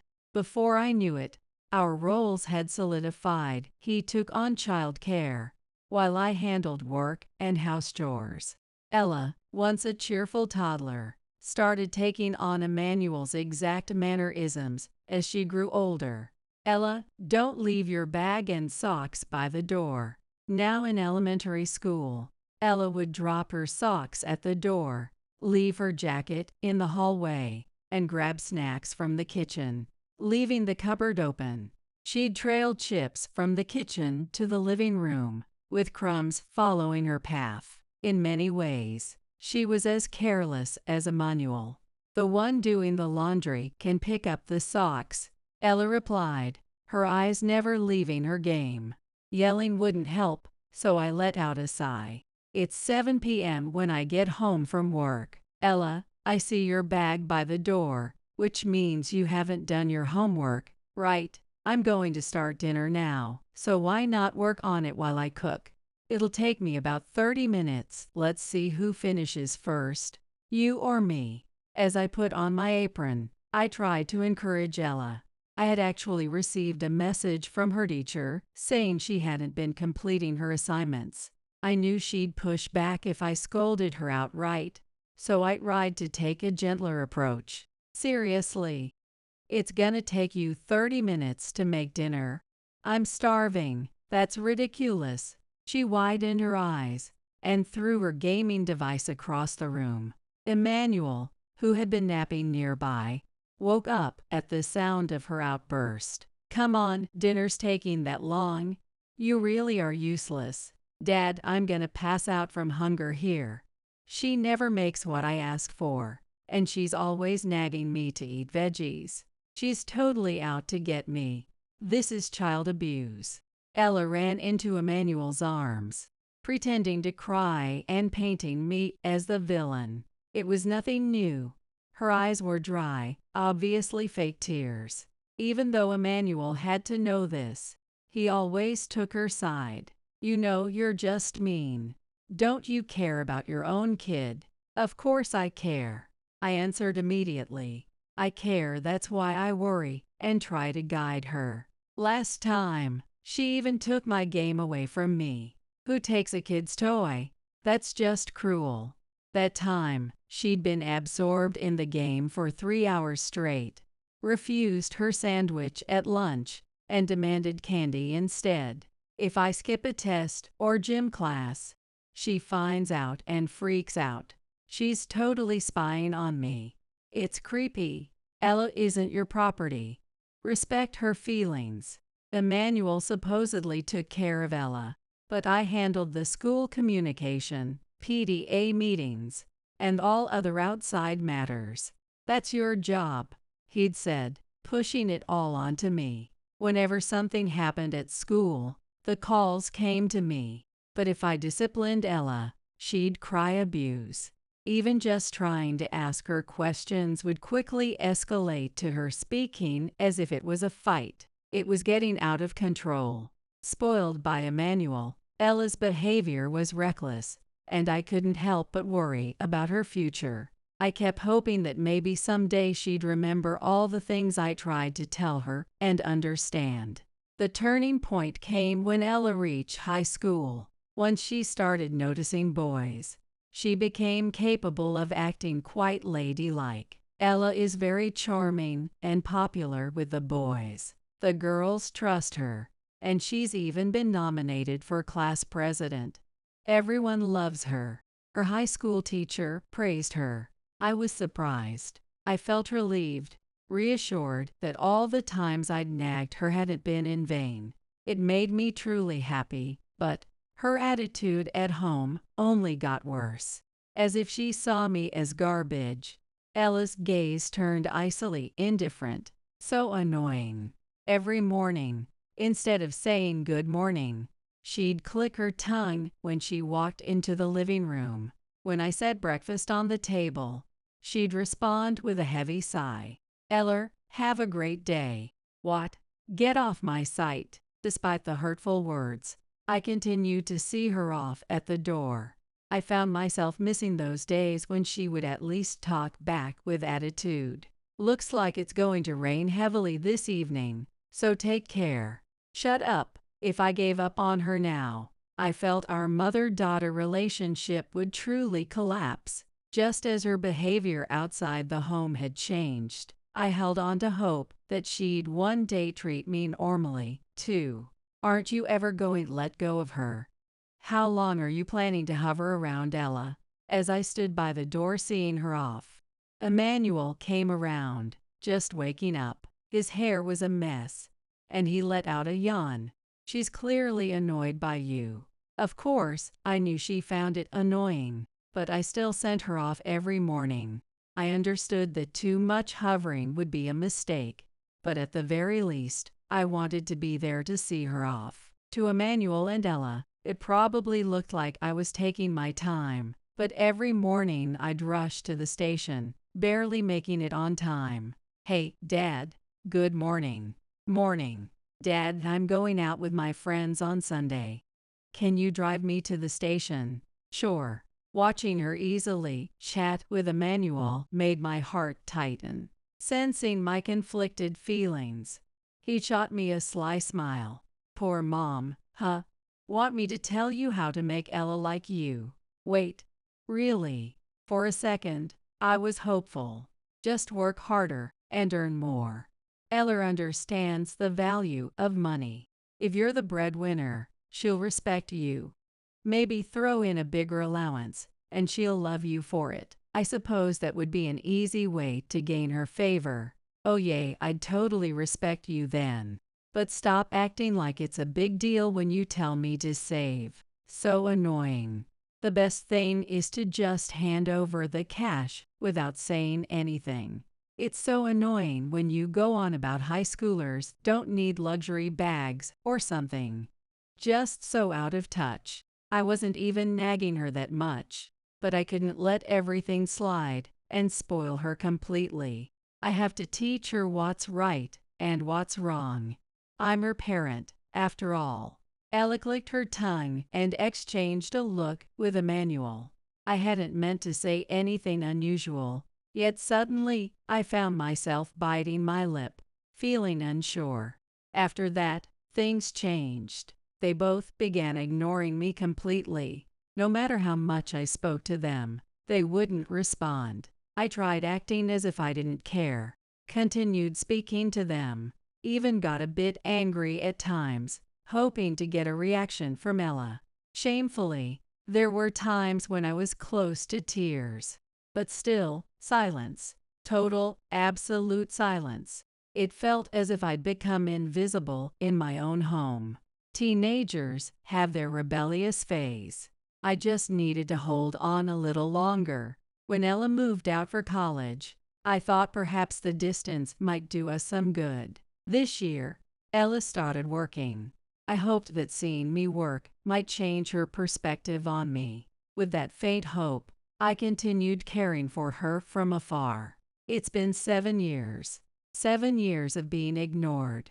Apparently, outside of home, she was a perfectly friendly person. And the year she started her job, she announced her engagement. A wedding invitation. One day, I found an invitation conspicuously left by the front door. Since the bride's name was Ella, I could only assume she was getting married. You're getting married? Congratulations. Ella. Even when she occasionally came home to relax, she still seemed oblivious to my presence. About the wedding, it was as though my existence had faded away so naturally that it felt almost intentional. Dad, I chose the top menu option for the wedding dinner. Oh, nice. Open bar, right, of course. I realized then that the wedding was indeed happening, yet I felt unsure whether to feel happy for her, given the situation. Since they were planning a wedding, I figured I'd have some role to play. And surely, she'd introduce her fiancé to me. But as the date approached, not only had I not met him, but I hadn't even had a single conversation with Ella. Finally, I started to accept that I had expected too much from her. One day, I came home to find Ella's shoes haphazardly tossed in the entryway. Maybe because the wedding was coming up. She'd been visiting more frequently. Our house wasn't big, so I could hear her and Emmanuel's cheerful voices from the living room. I'm home. I raised my voice slightly. The lively chatter between the two of them cut off abruptly. They had to have heard me, yet still ignored me. As I stepped into the entryway, I noticed a piece of paper on the floor. Oh, the wedding invoice. It seemed unlikely that both the invitation and this bill had just accidentally fallen in the entryway. I picked it up, dragging my heavy feet toward the living room. I'm home. My voice trembled a bit. Ella looked down, avoiding my gaze. Once she saw that I was indeed holding the invoice, a slight smirk appeared on her face. Dad, don't be embarrassing and cry at the wedding. Okay. I might, though. My precious Ella, the one I raised with so much love, getting married. I tear up just thinking about it. Dad, don't get ahead of yourself. Ella had always been close to Emmanuel, even as she grew up. Now she leaned against him, laughing and joking around. Hey, I'm the one who changed your diapers, Ella. It feels like just yesterday you were a baby. And now you're getting married. I'm happy, but marriage feels complicated. Most parents would cry, you know.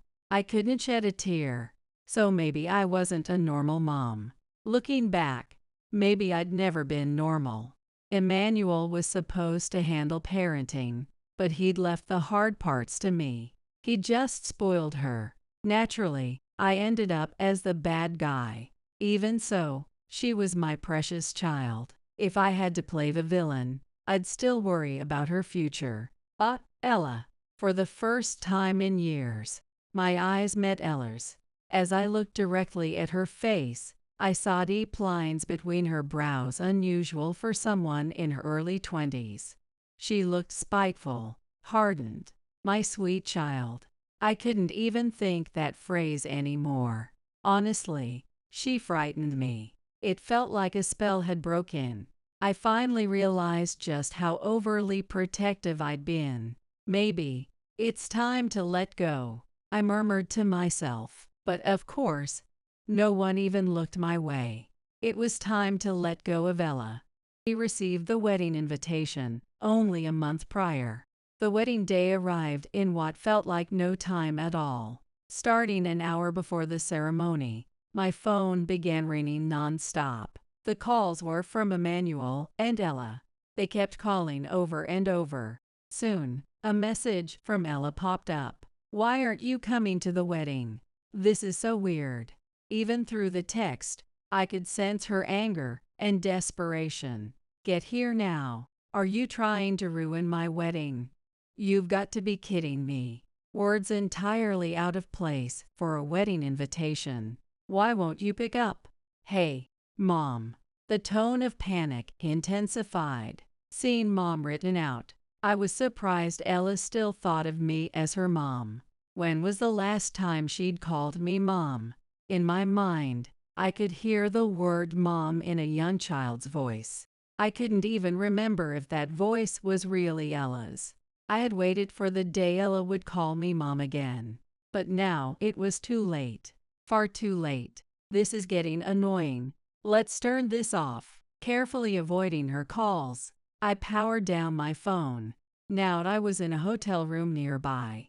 If I'd stayed home, they might have dragged me to the wedding. So I'd chosen to hide away. Lying on the soft, clean bed, I tossed the now silent phone aside. Hours later, when I turned it back on, I saw missed calls from during the ceremony. It seemed the wedding hadn't gone as planned. Since I had a meeting with someone later that evening, I headed down to the hotel lobby. Scanning the spacious lobby, I spotted a man with a somber expression seated on a couch in the corner. "Sorry to keep you waiting, Alex." When I called out to the man, he stood up. The polite young man was Alex, in his late 20s. He looked like a well-mannered, respectable young man. He was Ella's fiancé. "I apologize for all the trouble." "No, it's no trouble at all. The wedding was called off last minute. I owe you for helping me out." Just as I was about to sit down on the sofa across from Alex, the quiet lobby was filled with the sound of heavy footsteps echoing through the space. Why?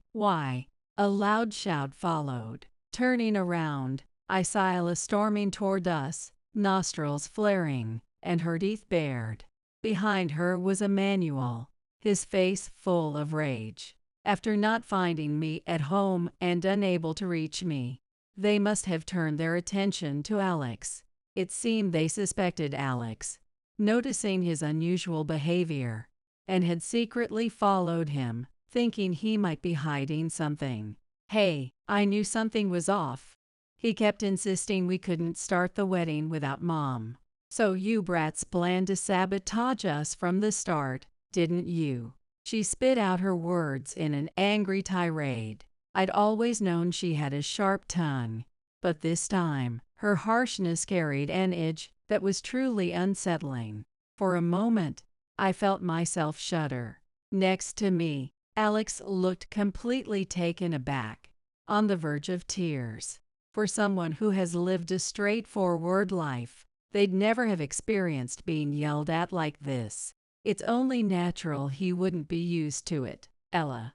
Alex's quiet, strained voice seemed to snap Ella back to herself. Her previously hardened eyes softened, and she shifted from a wide stance to a more delicate posture. "Oh no," I just got startled. It was too late for her to try and cover it up. As Ella blinked and moved closer, Alex instinctively stepped back, his face pale. Ella seemed to realize she couldn't disguise herself any longer. Rather than keeping up appearances, she was clearly stewing, wanting to question me. The sweetness drained from her carefully crafted expression, revealing a more natural, unfiltered look. "So what's going on here? You knew each other?" Instead of responding, I gazed up at the hotel's chandelier. Its beauty seemed surreal, and I found myself captivated by it. "Hey, are you listening? Did you actually plan all this with Alex? My wedding got cancelled, you know." A rich aroma of coffee drifted through the air. The thought of coffee was inviting, so I turned to Alex. "Hey Alex, would you like to get a coffee in the lounge over there?" "What?" Before Alex could respond, Ella's sharp voice cut through. "You, Mom. I'm talking to you. What coffee? Stop ignoring me." Ella's face twisted in frustration. Even saying Mom seemed to irritate her. Unable to hold back, she grabbed my shoulders and started shaking me. My head bobbed from side to side, but I paid it no mind, pressing my finger thoughtfully to my lips. "Perhaps I'll have some cheesecake with that coffee," I mused. Mom." Ella continued to use the word mom, twisting and turning in frustration. "Stop ignoring me." "Why are you ignoring me? Say something, anything." Pressed by Ella's intensity, even Emmanuel began to jump in.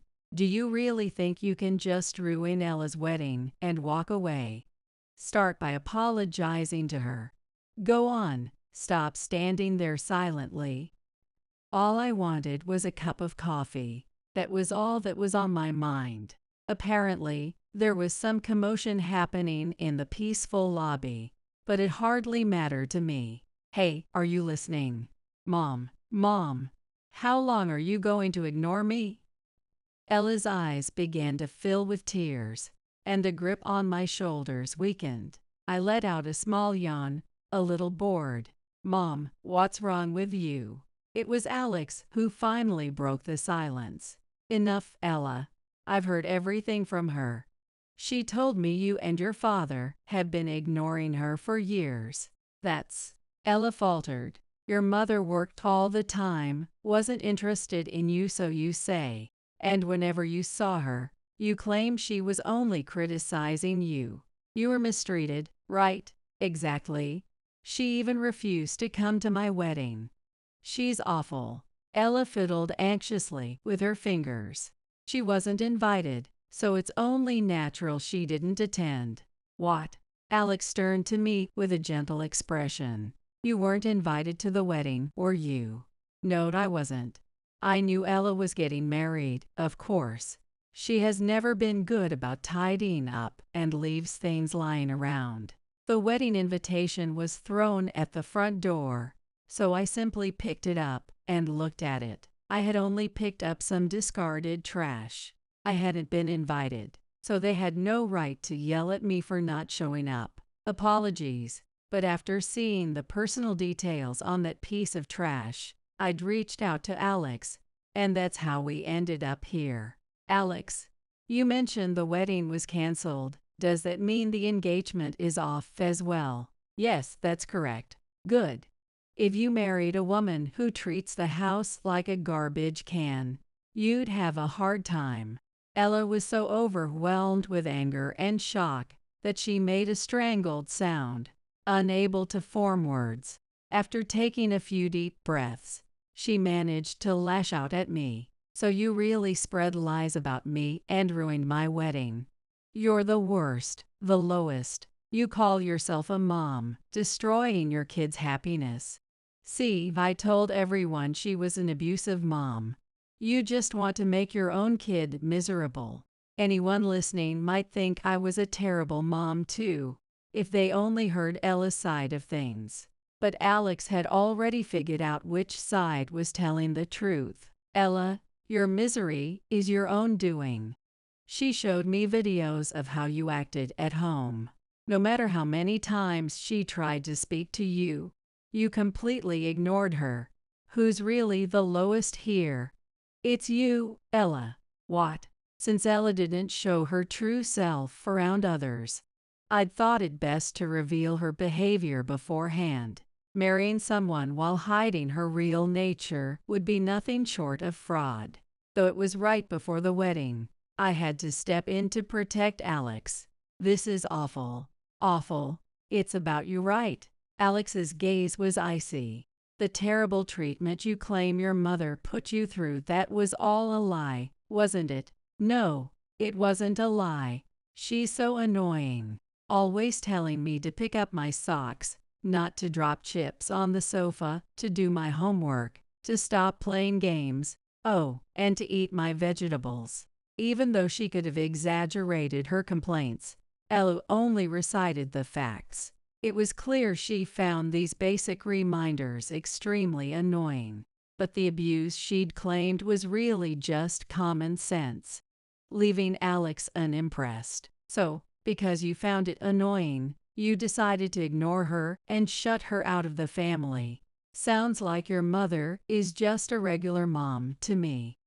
When someone cares about you, they'll be on your case. If they didn't care, they'd let you be. Emmanuel laughed dismissively. That's just her taking out her work stress on Ella, isn't it? I raised Ella with real love, so she never rebelled against me. If Amelia's hated, there's a reason for it. She just failed at parenting. Feeling proud of Ella's affection, he puffed up, looking down on me. But Alex continued calmly. Anyone can be liked if they spoil someone enough. If you genuinely care about someone, You take on the role of disciplinarian, even if it means they don't like you. It's only natural for people to drift toward what's easiest. It made sense that she would feel closer to Emmanuel. No matter how much I tried to guide her, it meant nothing if Emmanuel allowed her to ignore my efforts. In the end, it seemed my approach to parenting was considered a failure. Ella, let's call off the wedding. We haven't officially married yet anyway. No, I can't. Please, no. Ella clung to Alex in desperation, wrapping her arms around his waist like a petulant child. Look, my mom has nothing to do with our marriage. She was always picking on me, so I just ignored her. She'd act like she was doing me a favor whenever she gave me money, and always said things that bothered me. That's all it was. I'll be fine with you, Alex. No, it'll end up the same way. Alex lowered his gaze slightly. He'd fallen in love with Ella enough to want to marry her, but it was as though he'd discovered she was a completely different person. This would be a difficult reality to accept. Today, I overheard some people from your workplace talking at the wedding. They said you quit your job. Is that true, Ella? Ella fumbled for words, practically confirming the truth. Apparently, you told them it's awful to have to work, and then you just quit. Was this marriage supposed to be your forever job? Well, it's just that. It seemed Ella had intended to shift her dependency from me to Alex. Living off your partner's income, that was your plan. Just like Emmanuel. Right? No, that's not. Alex shot Ellie a glare.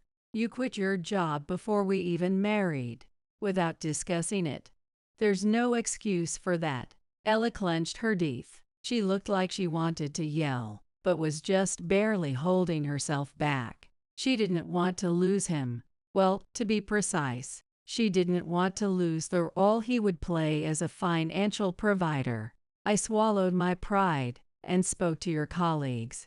They told me a lot about you, Ella.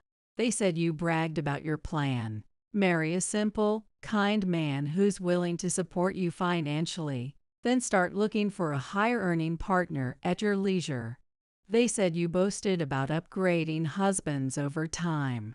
Alex murmured bitterly. So you meant I'm the fool whose only worth is being kind and dependable. Though it was an odd setting, even at the wedding. Most people wouldn't openly say things to lower the bride's reputation, but clearly, her colleagues had pent-up frustration. They shared plenty of unsolicited stories. You ignored male colleagues because they didn't earn enough, but I hear you fawned over your handsome boss. Even after our engagement, you kept going to parties to find someone else.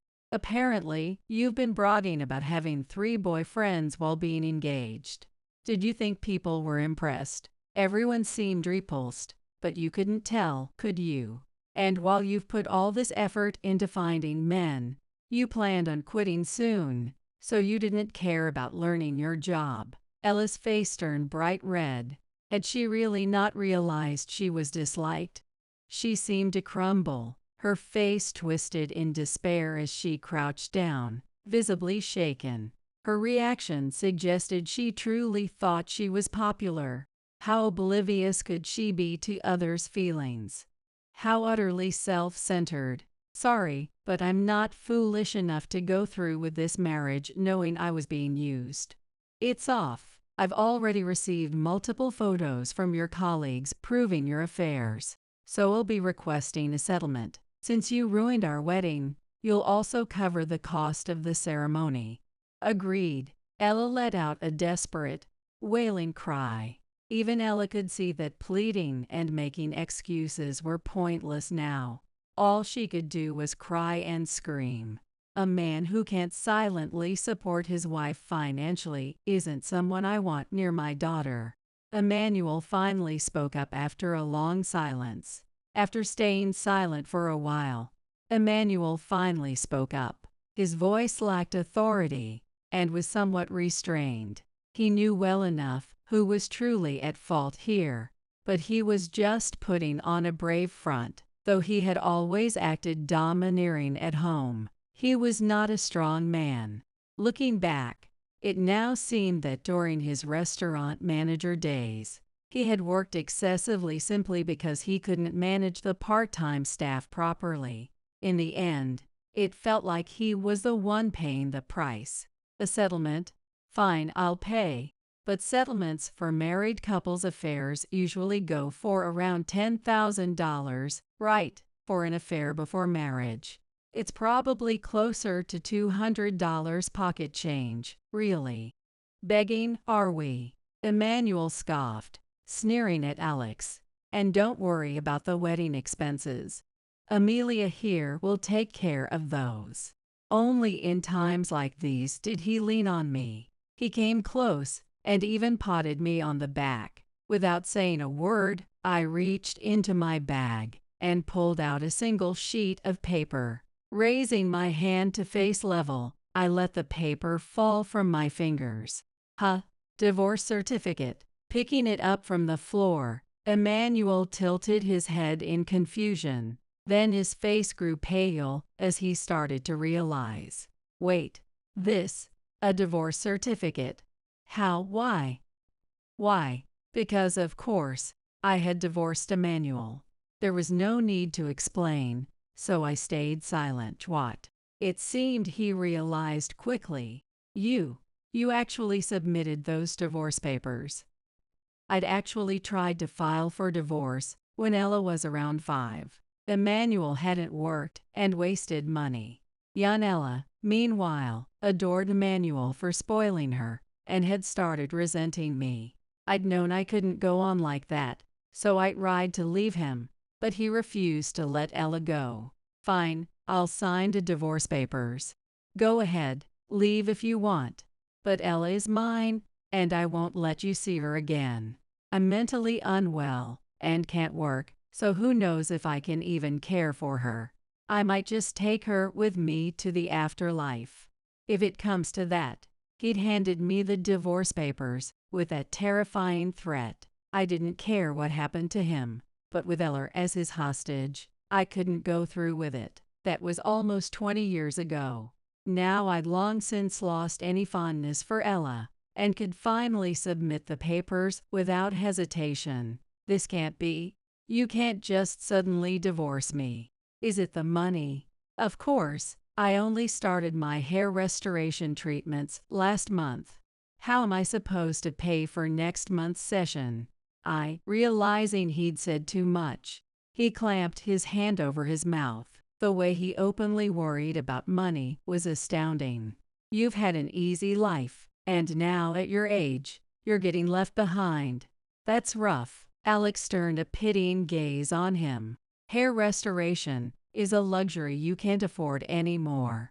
Since Ella's going to need help covering her settlement and wedding costs, you'll just have to work. Emmanuel buried his head in his hands. Alex, come on, let's go grab that coffee. I'm feeling refreshed after a bit of good news. So it's my treat. What a coincidence. I'm feeling pretty great myself after cutting ties with some bad influences. Ignoring the despair on Ella and Emmanuel's faces, we exchanged a smile.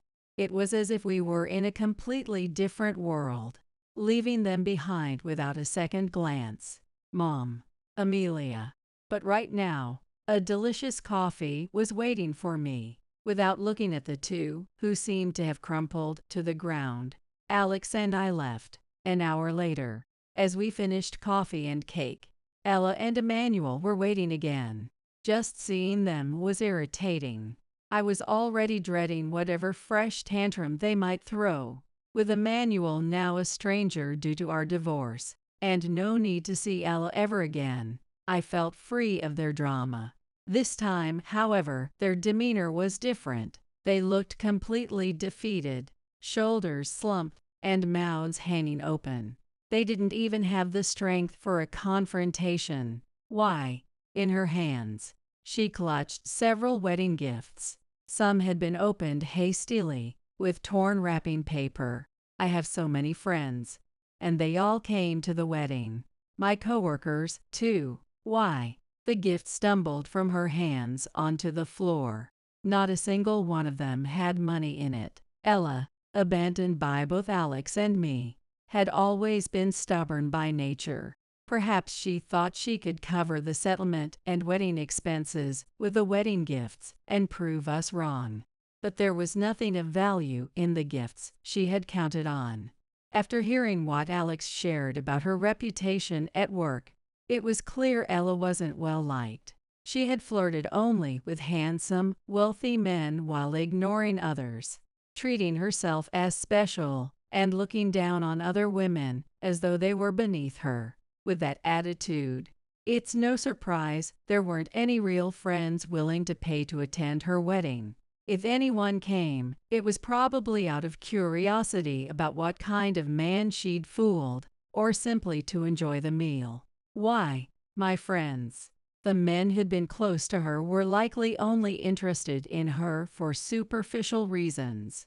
The women had probably just held back from saying what they really thought. Looking back, her nomination as class representative in high school might have just been a way to offload responsibilities. The same women she'd looked down upon likely despised her. The popular Ella, once surrounded by admirers and friends, had finally fallen apart. Her fiancé, her money, her job, her friends, even her pride, she'd lost them all. Mom. Ella clung to my waist, tears streaming down her face. Moms are supposed to be the ones who comfort and accept their children, even when they mess up. But even moms are only human. When you're hurt for years, eventually, something inside breaks. Mom. Ignoring someone doesn't hurt physically. It doesn't leave a visible wound, but it cuts deep into the heart. Let her learn firsthand the cruelty of what she'd inflicted on others. I gently brushed Ella's hand away, and she collapsed to the floor effortlessly, too drained to even try getting up. Alex, I apologize deeply for the trouble my daughter has caused. There's no need. In fact, I'm genuinely grateful to you for saving me from this marriage. Well then, I'll head back to my hotel room. And your home? Oh, it's a rental, so I've already arranged to move out. I couldn't bear to keep living in a place filled with bad memories. My belongings are still there, but movers will clear everything out tomorrow. I see. Alex nodded in understanding. Nearby, Emmanuel stammered. Wait, so where are Ella and I supposed to go? Ella was an adult now, with 2 grown-ups. I had no reason to worry about where they'd live. All right then, I'll be on my way. Good night. Good night. With a calm wave, Alex and I parted ways. Ella and Emmanuel stood frozen, unable to follow us or even call out. People who'd only ever thought of leeching off others would now have to fend for themselves. Where they ended up was no longer my concern. Afterward, I moved into a cozy little apartment on my own. The day after the wedding, I changed my phone number and address, leaving Ella and Emmanuel without any way to reach me. Finally, I was free of them. Each day, I went to work and came home to handle my chores, much the same as I'd done before the divorce. But there was one difference. Hello, I'm home. But there's one thing that's different now. Now I have a peaceful welcome waiting for me. Hello, I'm home. Hello, I'm home. Hello, I'm home. Yes, I'm home, Sunny. I'd started keeping a pet parakeet named Sunny. It was adorable how Sunny responded with hello, I'm home, right back at me. Hello, I'm home. Hello, I'm home. Welcome back. Living with Sunny was far more fulfilling and joyful than staying with people who wouldn't talk. Lately, even my coworkers had started saying, "You seem so much brighter." My second life had finally begun, and a curtain was rising on a new chapter. My daughter-in-law is not family, so she's in the way. With those words echoing, the car drove off, leaving me behind. Lost in unfamiliar mountains, on unknown terrain. I felt utterly bewildered. And Mason's funeral is about to start. A few days earlier, upon hearing the grave news about Mason, my husband and I rushed to his family's home. Everyone had been prepared for Mason's passing since he had been in the hospital for some time. Rather than a sense of sorrow, it felt more like relief that Mason was finally free from pain. However, the funeral preparations were quite a challenge.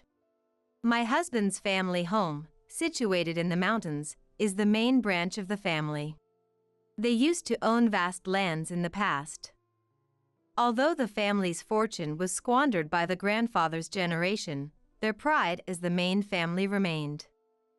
During occasions like Christmas or family gatherings, many relatives would come, and I was always roped in to help.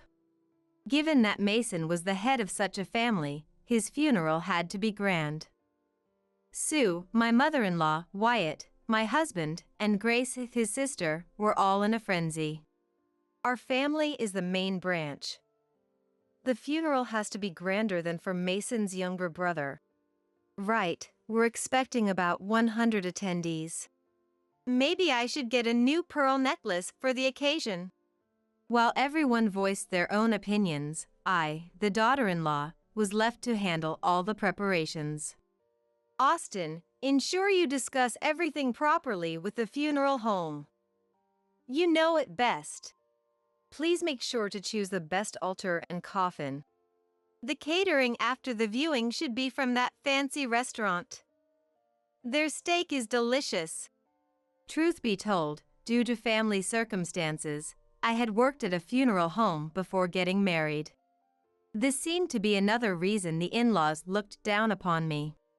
I certainly know the ins and outs of funeral preparations, so I don't mind handling them.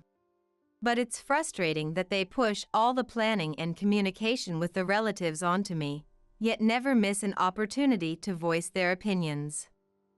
It's the worst. Upgrading the altar will cost an additional $1,200, and the coffin is $400 more. Is that okay?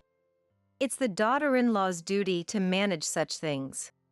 Typically, the deceased's favorite dishes are served during the viewing. If the dishes look cheap, it'll be embarrassing.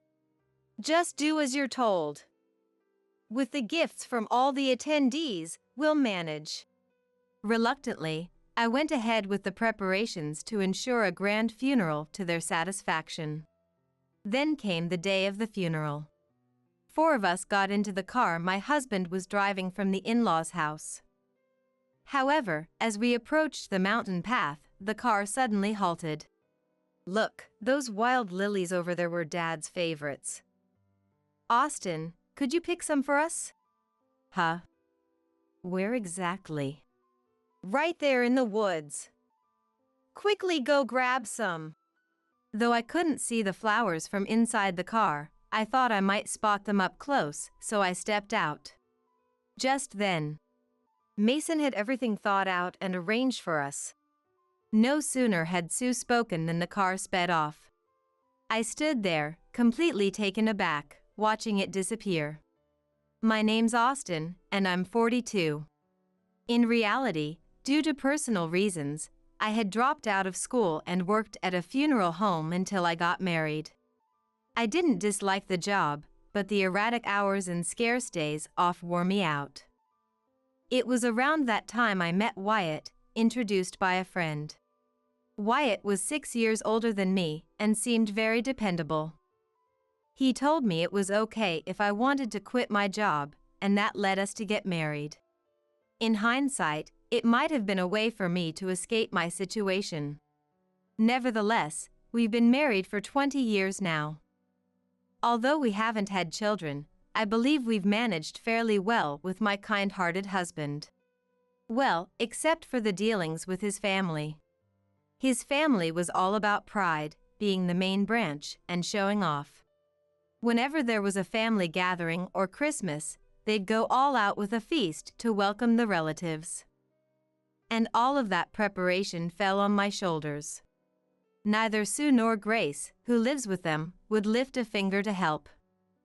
They'd just sit and critique. I told my husband multiple times I didn't want to visit them. At our home, he helps with chores, but at his family's, he feels free of responsibilities, so he never refuses to go. On top of that, he'd act all macho only when we're at his family's place, like he's whipped. However, every time we returned home, he'd apologize profusely and try to make it up to me. Eventually, for the sake of our marriage, I decided to endure these visits, but only twice a year. But I never expected they'd dump the entire preparation for Mason's funeral on me. Look, Austin, you've got to handle all of Dad's funeral. What are you saying? I can help, but it's not all on me. Why not? You worked at a funeral home, right? You know everything about it. We have no clue about funerals. Please handle it. I reluctantly agreed, but that's when the nightmare began. The funeral home the hospital recommended has a bad reputation. Austin, can you find a better one? That funeral venue looked old, didn't it? Change it to a nicer one. White chrysanthemums are so gloomy. Pick something more vibrant. Every decision I made with the funeral director was criticized, forcing me to redo the arrangements repeatedly. In between, I had to contact all the relatives, arrange taxis for the elderly, and handle the return gifts. There was an endless list of tasks. Austin, I'm hungry. Can you hurry with the food? Anticipate our needs without us having to ask. Instead of grabbing a sandwich from the convenience store, they demanded meals from me. I'm swamped with funeral preparations. Wyatt, tell them to sort out their own meals. I finally asked my husband, but with the confidence from being home, he frowned at my request. But you're the wife, you should handle meals. Excuse me? Frustrated by his attitude and lack of support, I served them simple pasta. Wow, that's lazy. If you're serving pasta, you should add snacks. Yeah, Mom's right. Facing their unreasonable demands during Mason's funeral preparations, I realized arguing was a waste. I just did as told. I hope you're arranging the funeral as we instructed. The altar and coffin are top of the line. I've finished contacting all the relatives and the return gifts are ready. No issues. There better not be any mistakes. Stop talking down to me, especially when you dump everything on me. After the viewing, my husband's attitude infuriated me, leading to a heated exchange. Mason appreciated me. He even called me before his death, thanking me for putting up with all your unreasonable demands. In my husband's family, only Mason treated me with kindness. Before he passed, he called just for me, saying, "Thank you for all you've done. I'm sorry for the unreasonable demands everyone constantly makes." Anyway, you know funeral preparations better. Just get it done. Is everything financially sound? After all, you've been demanding top-notch everything without checking prices. Just do what you're told. If you keep arguing, we might as well divorce. Taken aback by the sudden mention of divorce, I asked, "Are you serious?" Absolutely. My mom always said I should have married someone better. Excuse me? My cousin, who recently got divorced and came back to the family, is stunningly beautiful. She even won a university beauty contest. Wyatt told me. At the viewing, my aunt kept pestering me about marrying her after divorcing you, Austin. During the post-viewing dinner, while I was swamped serving tea and cleaning up, Wyatt just sat there, sipping beer and chatting with relatives. I couldn't believe that was the topic of their conversation. As I fumed in silence, Wyatt's confidence grew. I kept telling myself to hold on just one more day, until the funeral was over. The next day, we were on our way to the funeral in a car driven by my husband. But, as we reached the mountain path, Sue demanded I pick lilies for Mason, and they left me stranded there. Usually, my husband wouldn't pull a stunt like this. But there he was, smirking at me from the speeding car. He probably had that beautiful cousin he mentioned yesterday on his mind. At this point, whatever. I've done all I could for the funeral. The funeral service will handle the rest. Although being left was quite shocking, there was a slight relief in knowing I didn't have to oblige to the family's every whim anymore. My real issue now? How to navigate this mountain path in my funeral attire and heels. How am I supposed to make my way through this? Exasperated, I sat down by the road. That's when a car stopped in front of me. Hours passed, and the funeral was nearing its end. Hey, where the hell is Austin?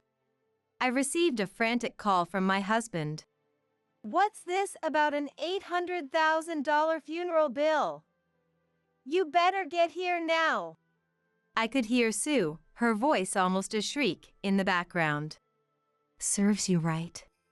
I had to stifle my laughter hearing their predictable reaction. What's going on? There's no way we can afford an $800,000 funeral. Wasn't the plan for the gifts from the attendees to cover the funeral costs? The expected money didn't come through. Plus, only half the expected guests showed up. Well, that figures. Gift amounts for funerals in this area range from $30 to $50. For close relatives like parents or siblings, gifts could range from $100 to even $1,000. But knowing how stingy some of our relatives can be, they'd probably give around $30 each. If 100 people each gave $30, that would only total $3,000. Furthermore, many of our relatives are elderly, and a good number of them wouldn't be able to attend the funeral. You should have seen this coming. Why didn't you tell us? I did, several times. But you all insisted on the most expensive options. As my husband was at a loss for words, Sue jumped in. Just get back here now. They planned to charge $300,000 if you were here, but without you, they're saying it's $800,000. What's going on? About that. When Sue told me to find a better funeral home, I was at my wit's end. So, I reached out to the president of the funeral company I used to work at. He introduced me to a funeral home near our family home and, because of his influence, they agreed to do it at a much lower price. I had arranged a special price since I was involved, but since I'm not there, it can't be helped. Well then, you just need to come over now. Please, just do something about it. Well, I could come, but... As I talked on the phone, I revealed myself to them. What? You're here? Actually, when I was lost on that mountain road, the car that stopped was driven by the person in charge from the funeral company. We had met several times to discuss plans, and he was quite shocked to see me sitting on the roadside. Once I explained the situation, he kindly drove me to the funeral hall. I wanted to pay my respects to Mason, so I asked him to bring me here. But I didn't want to be around all of you, so I stayed hidden. So, you were here after all.